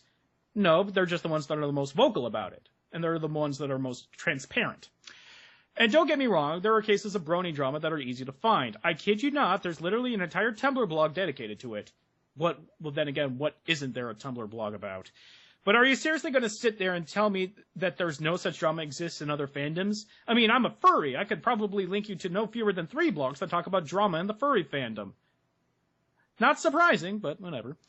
You know, this really is something I've seen a lot of Brony haters. When they talk about the problems this fandom does have, they act like Bronies are the only fandom to have these issues. But that's not to say that these problems shouldn't be fixed, they should. But are they really so surprised that an internet fandom that is made up of a vast array of people has a vocal minority of idiots? Not to mention that they offer no solutions on how to fix the problem, but I'll get to that in a little bit. At any rate, regardless of what you think about the problems about a fandom has, it is incredibly unfair to instantly generalize them all according to their negative qualities. Now, Jesu Otaku isn't buying the "we're not all like that" response. I can understand why it's not a good response. See? Even this guy agrees with us. In my opinion, if you really want people to take you seriously when you say we're not all like that in regards to some sort of stereotype or other, you need to actually back up your claims with facts and at least show you don't fit the stereotype. I would note that this is not only as daunting as fan haters think, but Jesu Otaku doesn't seem to care if you really don't fit the stereotype she has in her mind. Again, more on that later. At any rate, I agree with that the "we're not all like that" defense isn't a good one. However, I do understand why people use it. You're basically accused this person, as well as their friends, of being a number of horrible things because they're a part of said fandom. You really don't expect them to get defensive. In fact, let's try a little experiment with the cosplay and anime fandoms. On April 18th, I reblogged this post about cosplayers, specifically those who get harassed by rabid fans. The comic itself is both amusing and informative, and it does explicitly point out that not all fans of cosplays are rabid perverts. Attached to it was the following story. You want to know how terrible that these douchebags can get? I made a Sailor Venus cosplay for my younger sister who looked amazing and proud to wear it. I made sure she wore white shorts that covered her panties and stopped where the skirt ended, because of the horror stories we heard about perverts taking pictures of cosplayer skirts without consent. Turns out there were jerks trying to take pics up her skirt, but started to complain to each other that she was wearing shorts under it, and it wasn't fair. She was underage at the time of wearing this cosplay. Not only were they attempting sexual harassment, but on a minor. Please reblog this, spread the word, and stand up for other cosplayers if you see/hear this. Now, I have no way of verifying if this story is actually true. Yes, it may have happened, but it may also be something trying to stir things up. There's no way of knowing, as I have not seen this incident firsthand. But let me ask you this, Jesu Otaku and any fans of anime cosplay who are reading this. If I went up to you, pulled out the story, and said, you are all a bunch of sick, perverted pedophiles, what would you do? 1, you're misattributing her as a cosplay fan. She cosplays herself, and she's most likely to take the side of someone who is on the other side of that story. Wouldn't you try to deny that you were these things? Well, she's not. She would probably be on the side of the thing that you quoted. Jesus. Wouldn't you try to explain that it isn't fair to judge your entire fandom because of one story? Wouldn't you say, we're not all like that? Now, maybe you would, maybe you wouldn't. You would know more about how you would react than I would. But you have to understand that when you go up and accuse a Brony of being a rapist or a pervert or whatever kind of evil label you can come up with, this is what they're going to see from you. You're accusing them of being a bad person because they belong to a group. And like it or not, that applies to everyone. You don't think that anyone who was a Muslim during the year of 2002 was probably a little ashamed of being a Muslim? Or at least didn't want to admit it in public? Or that they weren't profiled, or that they weren't treated differently, or... And again, we bring up the specter of comparing a fandom to an actual ethnicity or religious background. Which I can honestly understand the idea of, like using a broad brush to judge an entire group and whether or not that's fair.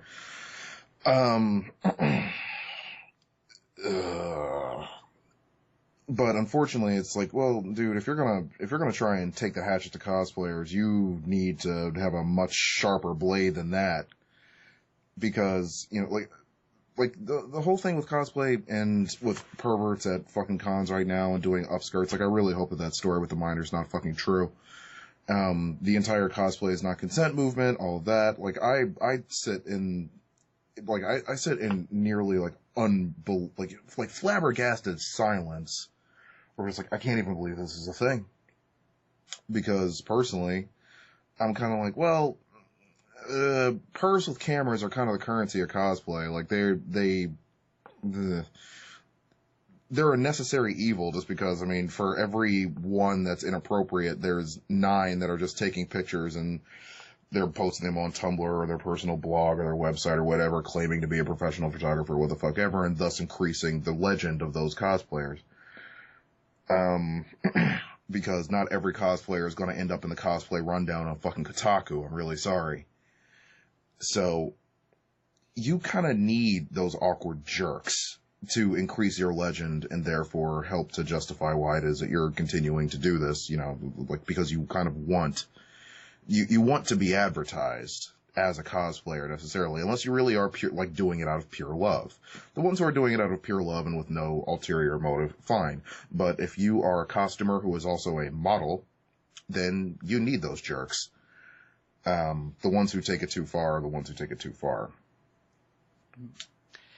And it's not like we're discussing some murderous cult or a terrorist organization or a fanatical political party. We're talking about people who watch a TV show, yet you are completely complicit in comparing them to persecuted minorities. Do people realize yet how silly it is to label someone a bad person just because of what they watch on TV? I'm pretty sure that's a pretty accurate representation of how you can label someone a bad person if they watch, say, the Jersey Shore. Does watching a certain program automatically make you the scum of the earth? Well, it depends on the program, I think. Now, for what it's worth, there are those who hate on the bronies who at least offer the suggestion to clean up their fandom, like us. But all the same, there are those who don't seem to particularly care if the fandom fits their definition of clean or not, because they just want to hate on them. Jezu Otaku, sorry to say, appears to be one of these people. Why am I saying this? Well, let's take a look at her next 2 tweets. For the past 3 months, at least there has supposedly been an initiative by bronies to get offensive pony stuff taken off of Google Safe Search. The initiative was started because it's very easy to find, more so than even the most other nerd stuff on the internet.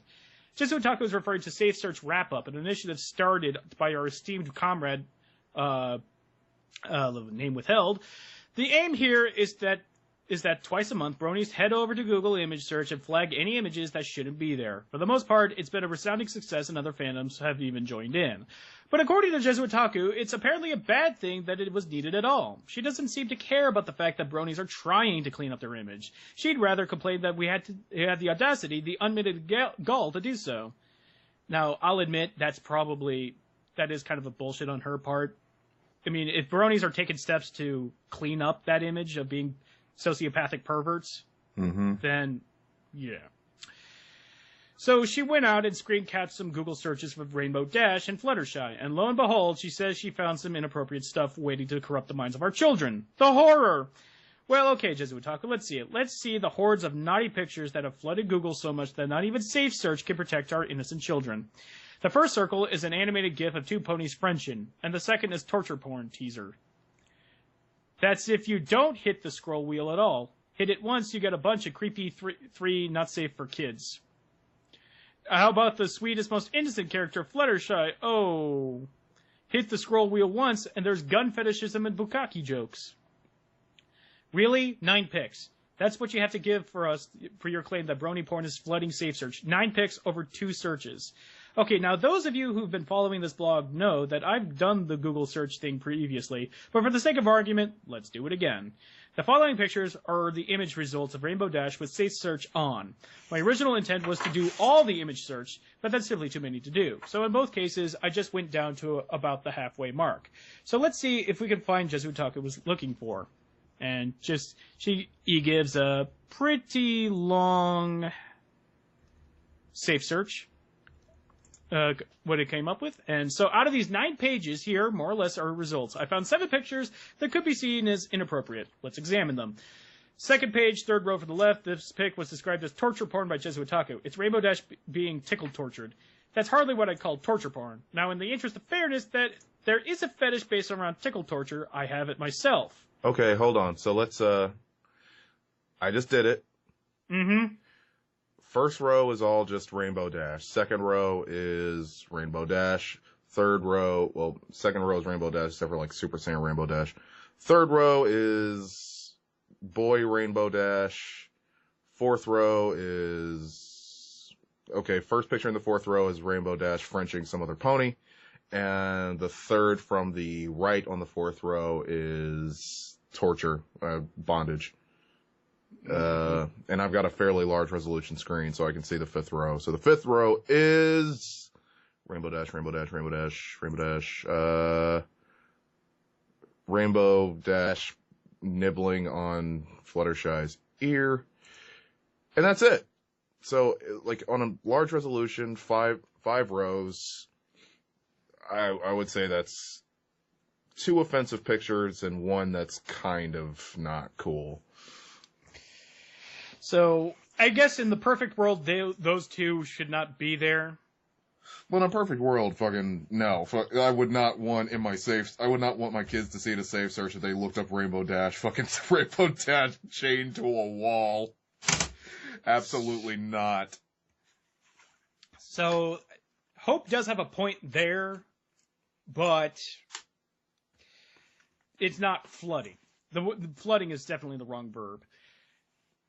Second page, 3rd row for the center, nothing explicit in this one, but we do have Firefly getting a little too close to Dashy and asking if she's a filly fooler. The innuendo would probably fly over kids' heads, but this was a little too risque for my taste, so I reported it. Second page, 3rd row for the right, this is Rainbow Dash nibbling on Fluttershy's ear, like you said. I could see how someone might think this was inappropriate. Appropriate, but again, I don't think this is something the kids would pick up on. It could also be seen as playful or cute. 3rd page, 1st row for the right, Rainbow Dash doing the old photocopy your butt trick. Seeing as this joke was in Despicable Me, I doubt that the kids would find this anything but funny. 3rd page, 2nd row for center on the right, Anthro Rainbow Dash dressed in tank top and jeans. I'm on the fence on this one. I personally don't think it's that bad, but at the same time, others could. I left this one alone, but I couldn't blame others for reporting it. 4th page, 1st row for the left, another Anthro Rainbow Dash. This one is wearing a somewhat revealing outfit, but she also appears to be a robot of some kind. Again, I left this one alone, but I wouldn't blame others for flagging. 8th page, 4th row from center. Rainbow Dash dressed as a schoolgirl, but legs spread. This is one of those non-explicit pics that, while I don't think the kids would either get, does come off as a bit much for my taste, reported. And now he does the Fluttershy Google search. So 9 pages of sweet, innocent Fluttershy, and we have 4 potential problems. Now, a quick note here, in her screen caps, Jesu Otaku highlighted 2 pictures of Fluttershy posing with guns. They can be seen on pages 2 and 3 here. I did not highlight these pics because this isn't a case of stuff being inappropriate for kids, and most of a case for personal preferences. Jesu Otaku has gone on record saying she does not like guns. Now, there's nothing wrong in and of itself with this attitude, and it certainly does explain why she flagged those pictures as inappropriate. However, my views on firearms are different, so I didn't see those pics as such. Don't get me wrong, this isn't just because I like guns, it's because in this day and age, I really don't think those pics are that offensive or inappropriate. Today's kids are playing Call of Duty and Nerf guns are looking more and more like real firearms. So I really don't think Fluttershy posing with a rifle, even if it is a Barrett M82 50 caliber rifle, which, as Adam Savage said, could kill you and everyone else in the room, is that bad. You got a little detail there, guy. Yeah, when you absolutely, positively need to kill every motherfucker in the room. Yeah, I know. So, Jesu Otaku, I understand and respect your position on this matter, but your personal preferences don't determine what is and isn't safe for kids. Now, with that in mind, let's look at the pics I did find to be somewhat troubling. First page, 3rd row on the right, naked human Fluttershy seen from the back. Yeah, I agree with Jesu Otaku on this one. This pic shouldn't be here, reported. Second page, 4th row from the right, Spitfire and Fluttershy laying face down, dressed in bikini bottoms. Wrap it up. Oh my God, you don't need this many examples. Again, this is... Jesus, guy. Yeah, I know. So 2 searches, and we came up with 11 problem images. If we count the ones with the guns, 13. 13 images on 2 searches. In my book, that's not bad. Sure, you may think it's 13 pics too many, but it's not that bad. Again, you're trying to play the moral gray area argument on this one. And again, I realize that we don't live in a perfect world, but I'm just saying that you're not exactly discounting her argument either. Well, let's be objective. Let's do a safe search on Bulma. Yeah, okay.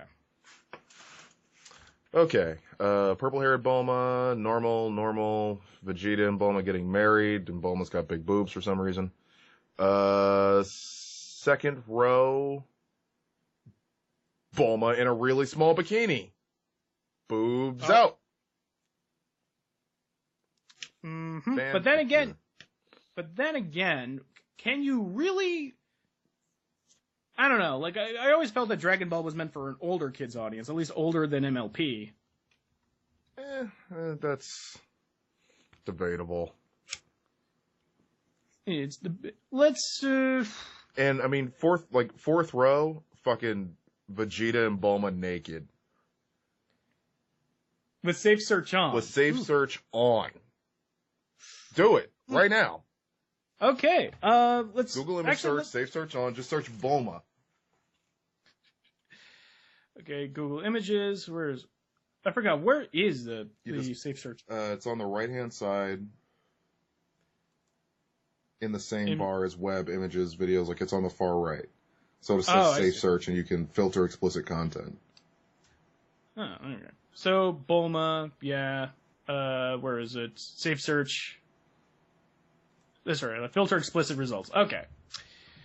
Yeah,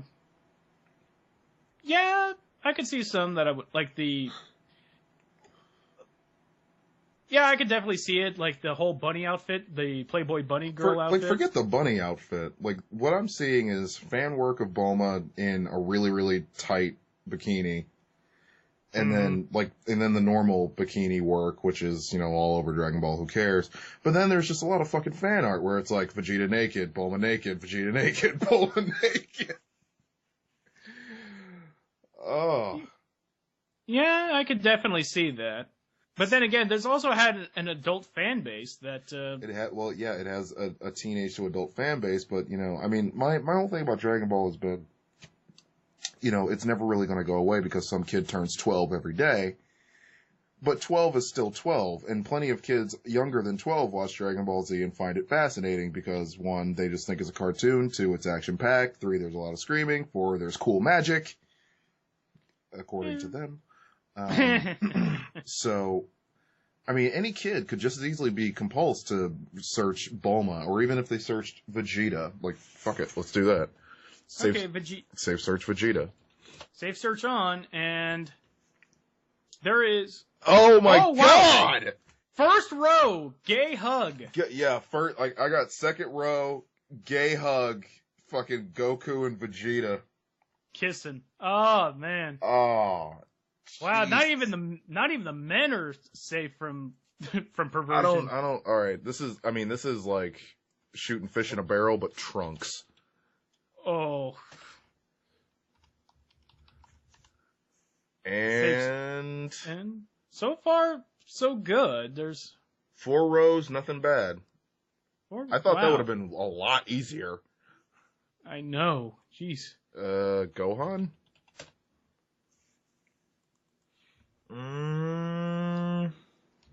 No, 4 rows. No offense. Well, let's give it the ultimate test. Goku. I found one that's outright offensive, but not in the same way. Hold on, wait. Let's see. Row 2, row 3, row 4. Nothing. No. You should not ignore 4th row. Goku as a ninja of the Leaf Village. Oh, shut the fuck up. That's not what that is offensive. Shut up. Shut up.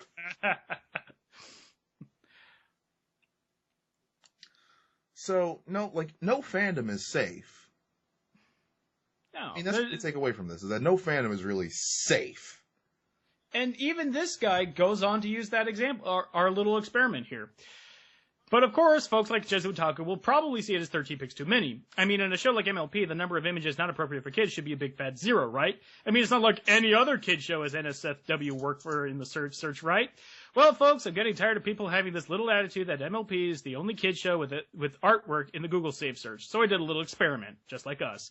Here's a Google search for Lugia, my personal favorite Pokemon, with Safe Search on. Oh, God. Oh, what the hell? He knew what he was doing when he did this, but I'll get to it when I get to it. That's pretty much, again, shooting fish in a barrel. Fucking any Pokemon search, especially fucking Lugia and Gardevoir. This is what we got for 9 pages of Lugia. As you can see, hardly a page goes on without a pic of transformation, oddly popular, vor, inflation, or anthropomorphizations. In total, Lugia has 17 pics that has become considered inappropriate. Do you really want me to get specific?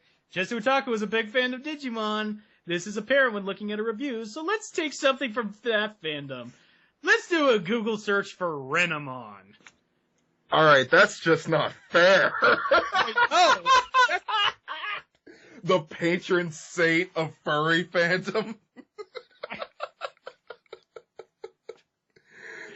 I think we all know where this is going, but just for the record, here it is. Wow. Ugh. Folks, this might be some of the dirtiest stuff I've ever posted on this blog. This is practically a Rule 34 grab bag. You've got your suggested poses clothing, along with vor, inflation, transformation, and some good old-fashioned BDSM.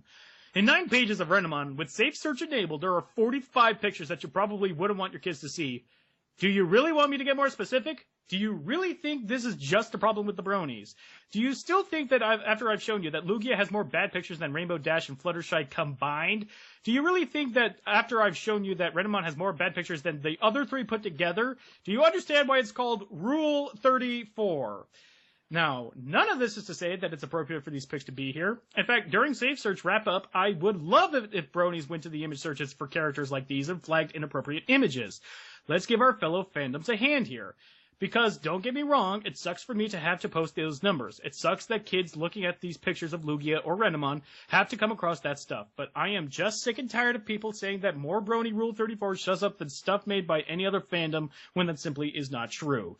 Another note about Safe Search Wrap-Up, if you see any pic there in those images that you think isn't safe for kids, feel free to flag it.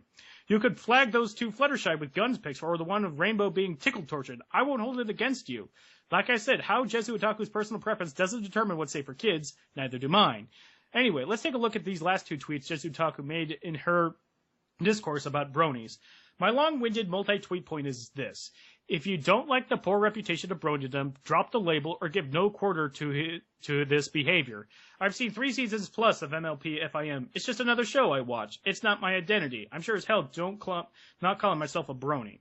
So again, she reiterates that this isn't about the show. She doesn't particularly care for it, or the fandom. Well, if she doesn't particularly care for it, why did she watch 3 seasons of it? That's perfectly fine. She's not allowed to not like it. But let me ask you this, Jesu Otaku. Why do you feel it to be necessary to be constantly put Bronies on blast? Do you really think that people haven't yet gotten the message that you don't like Bronies? I don't think that's the case. Your fans have definitely started to notice. But either way, why do you have to constantly remind us about all the things you don't like? I mean, I don't particularly care for Twilight or Call of Duty or the music of Justin Bieber or Miley Cyrus, but I don't spend my days blasting those things anymore. Not only because there are people who like them, but also because all it would do is put me in a bad mood as well as invite myself for bile from those who are offended by my words. Which leads me to my last question for you, Jesu Otaku. Is this all worth it? Is it really worth putting an entire fan base on blast for all to see? Is it really worth generalizing an entire group of people? Is it really worth applying a hateful stereotype to a massive diverse fan base? Is it worth when people respond to your tweets saying that they don't like what you wrote? Is it worth it to get involved in lengthy arguments? Is it worth it having to read long missives like this one? Is it worth going through all this trouble just to make fun of Bronies? I don't think it's worth it. I hope you don't think so either. Now, that's pretty much all I've got to say about Jesu Otaku. I understand that fans of hers may not like what I've had to say. For that matter, she may not either. Well, I'm sorry, but all I've done is give facts. Oh, facts. All I'm asking her to do here is stop feeling the need to constantly put Bronies on blast. Her comments are hurtful, and she's repeating stuff that is either exaggerated or blatantly false. Am I wrong for asking her to stop doing that? I'm not asking her to call MLP the greatest thing ever. I'm not asking her to be a Pegasister. I'm not asking for her to do any of that. All I'm asking her to do is be cool. Which is why I hope she listens to what I have to say now. This is a place for advice for everyone out there. People, there are going to be times in your life when you come across a fan base you don't particularly care for. That's perfectly fine. No one is forcing you to like anything and everything under the sun. But when you start attacking people for what they like, then it becomes a problem. You're basically telling this person that this thing you like is bad, and you should feel bad for liking it. Don't you see how silly that is? If someone came up to you and told you that your favorite book, TV show, movie sucks, and you're an idiot for enjoying them, wouldn't you feel offended? Well, here's the thing. You just tell them that it sucks. You don't say that they suck for liking it. It's okay to hate things like the article says. But at the same time, it's on its back foot in deciding whether or not that means hurting other people's feelings or not. And it's no good using the fandom as an excuse to hate on an entire group of people. Hating on a fandom because of the vocal minority is like hating on the Germans for the Nazis or hating on Muslims for Al-Qaeda. Oh, Godwin's Law! God. All right, so you're saying it's inappropriate for us to hate bronies because of the behavior of a few, because it would be like hating Germans for Nazis. Oh, wow. Ha! So it's official. He is equating the fandom to a minority, to an oppressed minority. Or to a disparaged people. Or disparaged people. He considers fandom to be a creed, a nationality, a religion, or anything. Or any of the ilk. Have you accepted Princess Celestia as your Lord and Savior? There is no good reason to hate on any group of people, be it race, gender, religion, political, economic, philosophy, sexual orientation, nationality, or fandom. There are plenty of reasons why there are plenty of good reasons to hate someone of a fandom. If someone's a fan of Mein Kampf, oh yeah, I think you're pretty good to hate them. Or if someone's a fan of a pro-white or of a white supremacist metal band, I think you're safe to say to hate them for it. Don't spout such ignorant crap. I don't know. I mean, you can say that, like, it's okay to hate their taste, but if they just... I don't know. That one's kind of tricky. Yeah. Because, I mean, there are a lot of guys who like death metal bands where every single one of the guys in the death metal band is like, well, we would absolutely fucking curb stomp some niggers. And you like the band, not like you don't like you don't like them, but you like their music. And if you like their music, does that mean that you are to be associated with them too? It's kind of sticky. And we both watched Wagner and Me, and separating the artist from the art, and such. But I'm not talking about those. I'm talking about like the actual white supremacist band that signed themselves to a specific white supremacist label for record production. So there is no wiggle room. Like no, not in that case. No. Yeah, they're specifically making this music as pro white metal, or as I say, anti anything not white.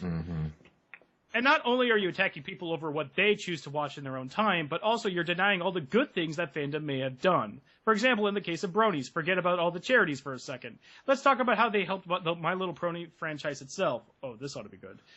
By turning into the show every week, they gave it high ratings on the Hub network, which entices Hasbro to keep it on the air, and by buying merchandise and demanding new ones, that entices Hasbro to commission new high-quality merch of characters that might otherwise have never seen the toy aisle. Why is this a good thing? You're putting this aside from all the charities?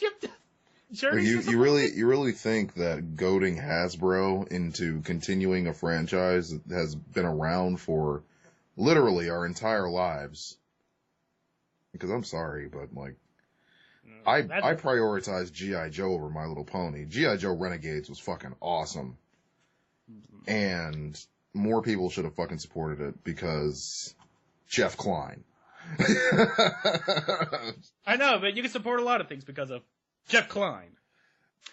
Do you really think that kids today would be able to buy figurines of Vinyl Scratch, Derpy, Spitfire, Nightmare Moon, or Queen Chrysalis without a demand for such characters? Kids don't talk with their wallets, adults do. 2 months ago, Hasbro has their annual investors meeting, which they discussed the future of My Little Pony. Would you like to know how long Hasbro expects this current generation of MLP to continue? And this is where I get sad, Mark. This is where I get sad. Oh, let's hear it. Not 1 year. Not 2 years. Is this going to be a 1,000-year Reich of ponies? So are you telling me though that the Ponydom is the Fourth Reich? I mean, if this, all right, this. Just read it in a German accent and see how it sounds. There's like 5 years.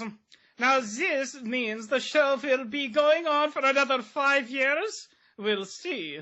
But with a 5th season confirmed and those 2 Equestria Girl movies on the way, it is possible. Either way, the toys won't be going away for a while. See, and that just puts it into context, doesn't it? Yes. For 5 more years of this goddamn bullshit. And they're trying to frame this as a positive. Not to mention, Bronies constantly pour out tons of fan content, art, stories, movies, music, games, tons of things that are safe for all ages. Don't believe me? Just check out one of the draw fiends on Equestria Daily. Or check out all the Rule 34 porn games on Newgrounds if you're just going to talk about fan work. So contrary to what the naysayers might say, Bronies aren't stealing this franchise. If anything, we're enriching it. You're making it worse. I'll admit there's been some funny pony videos, like Smile HD, which, fucking Pinkie Pie beating the ever-loving shit out of all the other ponies to a fairly good song was really funny. It can enrich it in some ways, because, the world itself is a blank slate, other than, a collection of about 20 to 30 characters.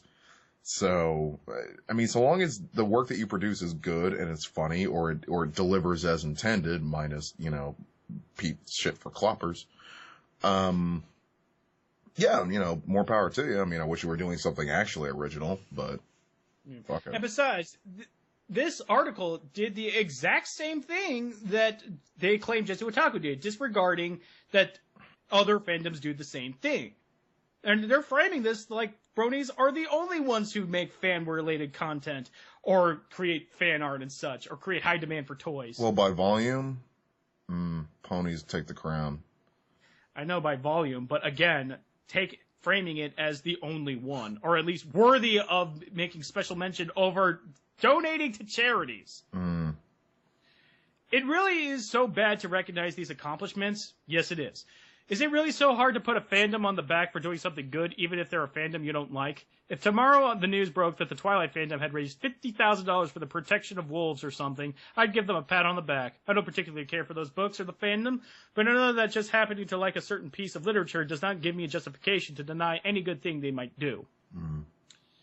So going back to what I said before, let's say you come across a fandom you don't like. What do? Well, perhaps you could help them to convey a more positive image. Instead of sitting on the sidelines and saying, you people need to get your act together, why not offer solutions to do that which are proactive for everybody? Help them out in tagging their work, making sure content is where it needs to be, dispelling bad rumors. In other words, be a part of the solution. It's a hell of a lot better than just yelling at us from the sidelines. But then again, that's not our job to clean up their fandom. Yeah, do you want me to fucking get Terry Tate on shitty Bronies at cons? I can do that. I can seriously fucking, if there's a fucking mouth-breathing Brony that's just making a nuisance of himself in the middle of a con, I will absolutely, while wearing my guest badge and my name is in the marquee, I will absolutely fucking be like, woo! Now you better keep your hands to yourself when you're around cosplayers, and you better keep your mouth shut when someone asks you what time of day it is, unless you in for a bad, painful day, Brony. A bad, painful day. 'Cause Triple T's up in this bitch! Terry Tate, con security.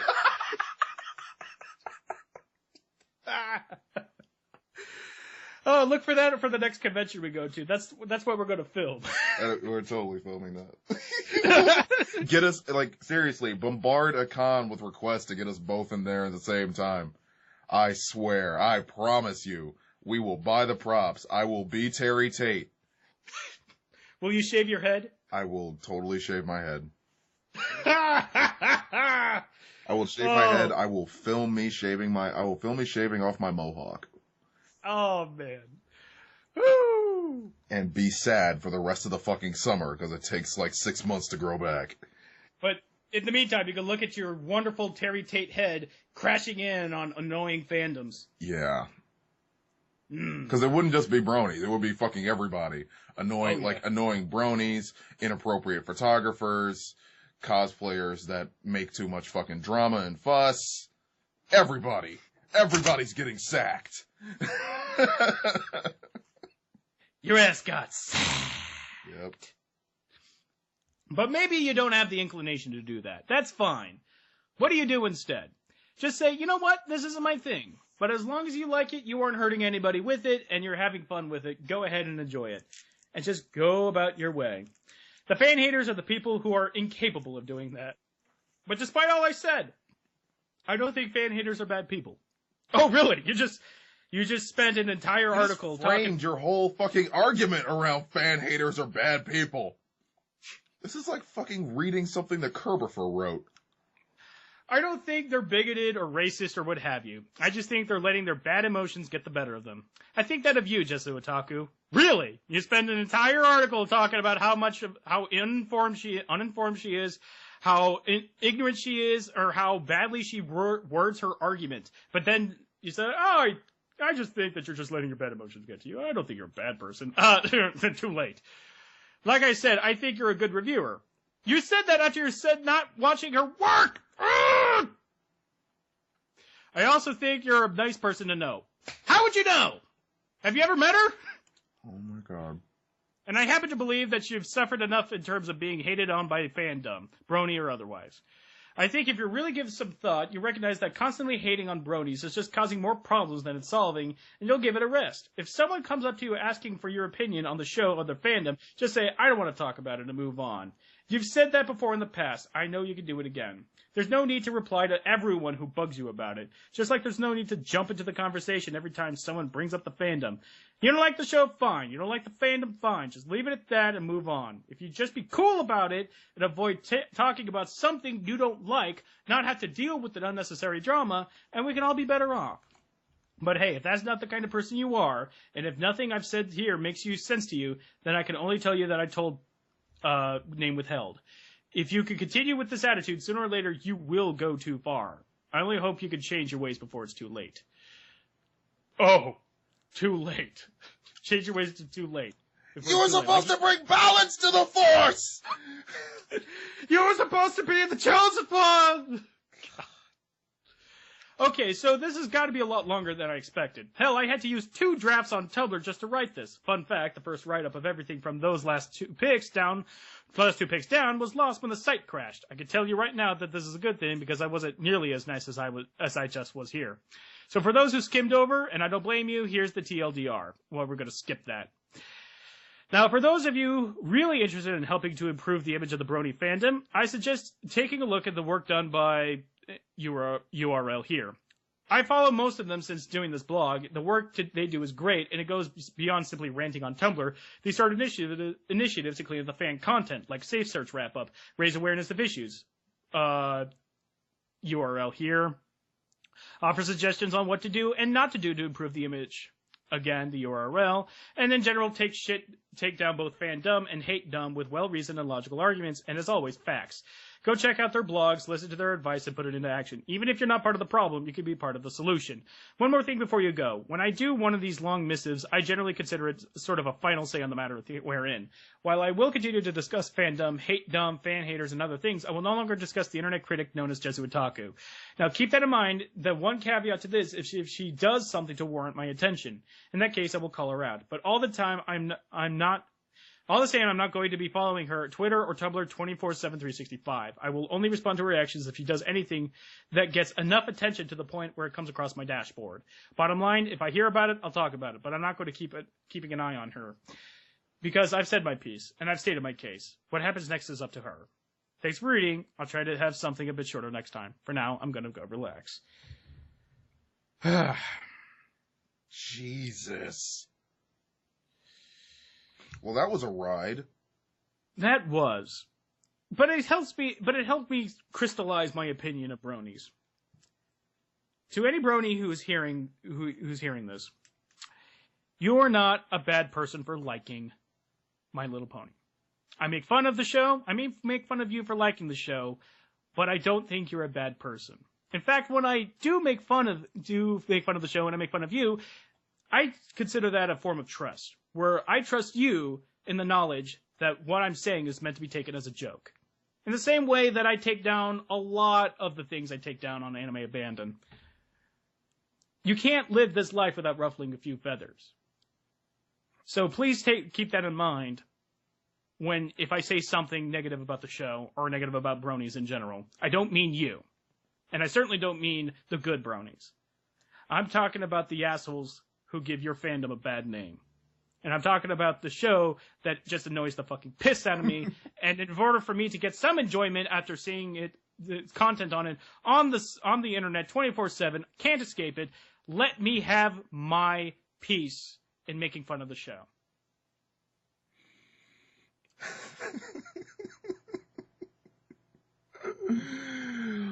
Oh, man. Like honestly, I really think that the nature of bronies versus normal people really should be global thermonuclear war.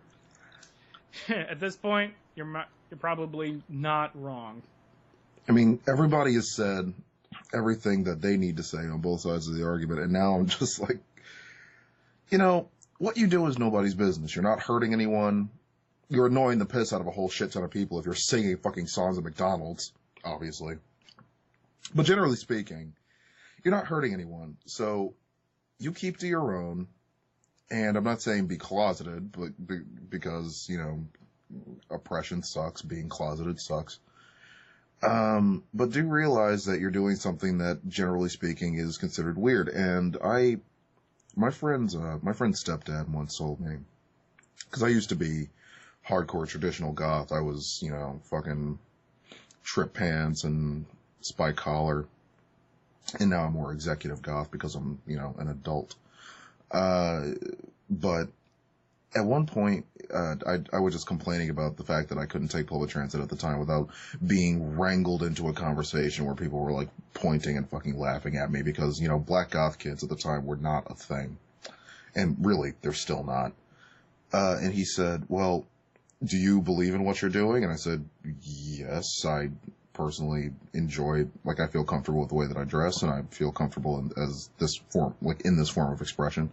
And he said, because he was, he's years and years a metalhead. He said, well, I dealt with all the same things you dealt with and I'm a white man. So the best advice that I can give you is if you're going to dress a certain way, expect the way you're treated. And that kind of universally applies, doesn't it? That we do have a vision of normal. We do have a clear vision of normal. And, the target for normal is a moving target, clearly. But generally speaking, everybody has the social consciousness to kind of move with the target. But there are people who move in the exact opposite direction of the target. Punk kids, goth kids, bronies, ravers. Generally speaking, life is represented in a series of browns and grays, and meanwhile, you're either in hot neon pink or stark black. And in order for normal people to make themselves feel better about being normal, sometimes that means fucking taking pot shots at the people who aren't normal because there are far fewer not normal people. So you kind of do have to expect the way that you're treated. So if you are a brony, and if you are a brony in public, expect it. Expect the way that you're treated. Don't complain. Just suffer it in silence because all you're going to be doing is wasting energy trying to change the minds of people who you're likely never going to see again. Right? So what's the point? And besides, if you cave into, I hate using this argument methodology, but if you're going to dress a certain way, but cave under the pressure of societal pressure, are you really a fan? By the greater sense? Are you devout in your fandom, or can your mind be changed in the face of people not accepting you? Mm-hmm. It obviously wasn't that important if you are. If you absolutely believe in something, I had a Jehovah's Witness come to my door one day, and I flat out told him, I really appreciate, the fact that he took the time to talk to me, but I can't go along with a book that pretty much wants to burn all of my gay friends alive. And and they, and Jehovah's Witnesses will always, kind of smile at you because they don't want to get into an argument about the semantics of, where gay people go when they die. But I can't convince them to not love Jesus. Nothing that I say. I can't tell them that more wars have been fought over religion than for any other reason. I can't tell them that religion causes more suffering in the world than any disease or poverty or anything else. I can't tell them that and then all of a sudden have them go like, oh, you know what? Fucking Jesus. You know, like, I can't. You know what? You're right. I should fuck a dude. I can't convince someone that I can't convince anyone of anything about Jesus. So they're devout in their belief. And they love Jesus. And they love the security that religion gives them.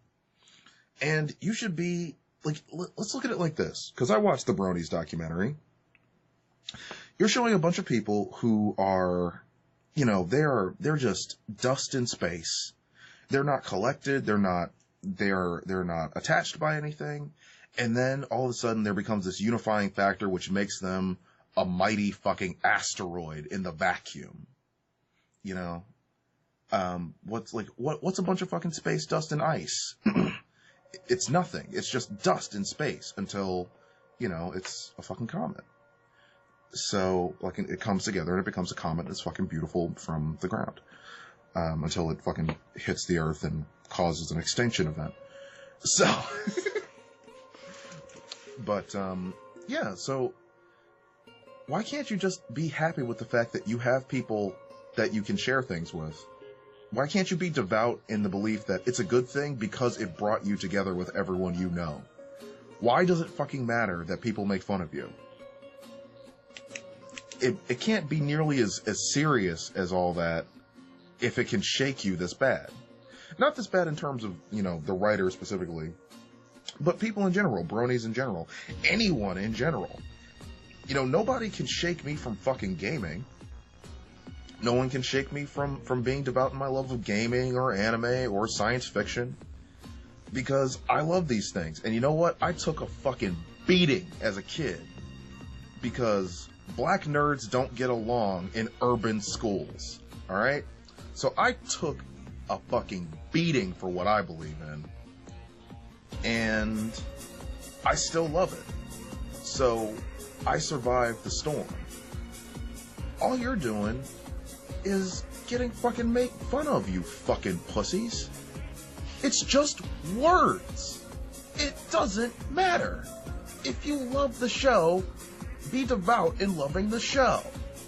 Yes, there's going to be fucking crazies in your fandom. There's crazies in every fandom. There's very little to nothing that you can do about them short of sacking them and fucking putting them into a little room and re-educating them. But generally speaking, no one is beating the shit out of you over what you believe in. Not en masse. So, if it's just words, put your fingers in your ears and walk the fuck away. Or, I don't know, develop something called wit. Look at your subject, find something to make fun of back, make sure that it's beautifully sharp enough to make them walk the fuck away, and then move on. Because if you really were antisocial, you would be witty. Because being antisocial breeds wit. Because really, all you want is for people to go away. And the best way to make people go away is to say terrible things. But not terrible things in terms of like, you're a nigger, go away. But in terms of just like things that are just so like sharp and pointed and fucking like, oh my god, you know, like that's the sort of thing that makes people go away. But ultimately, it's just words. So you don't have to say anything. If you want to say something, then be fucking wittily dismissive. But no one's beating the shit out of you over what you believe in. Or what you like. Not you. Maybe someone out there is getting the shit kicked out of them, or their car busted into, or what the fuck ever, but they're like someone's car getting broken into because they have the fucking window decal of the fucking Wonderbolts on their back window. You know what? That's just stuff. That's just money. Stuff and money can be replaced. But if someone breaks your arm, that's fucking pain and suffering. Someone punches you in the face over, you know, singing a fucking song, that's pain and suffering. But you're not really going through pain and suffering, are you? No one's beating the shit out of you over what you like. I think at the end of the day, we just need to end this epic marathon of a podcast with like what you like. Know why you like it, and don't let anyone make you feel bad for liking it.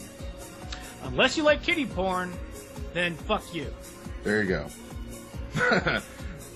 Especially Nazi kitty porn, alright? That's just toe in the line, alright? And by the way, I want it on record that you better be censoring all those uses of the word nigger on your side, well, because you censored my use of it some podcast back. Like that was forever ago. Come on! Before. All right, fine. I'll try and find them. I don't know. I've been Boondock season 2 it just popped up on Netflix. I can't be held responsible for the urbanisms.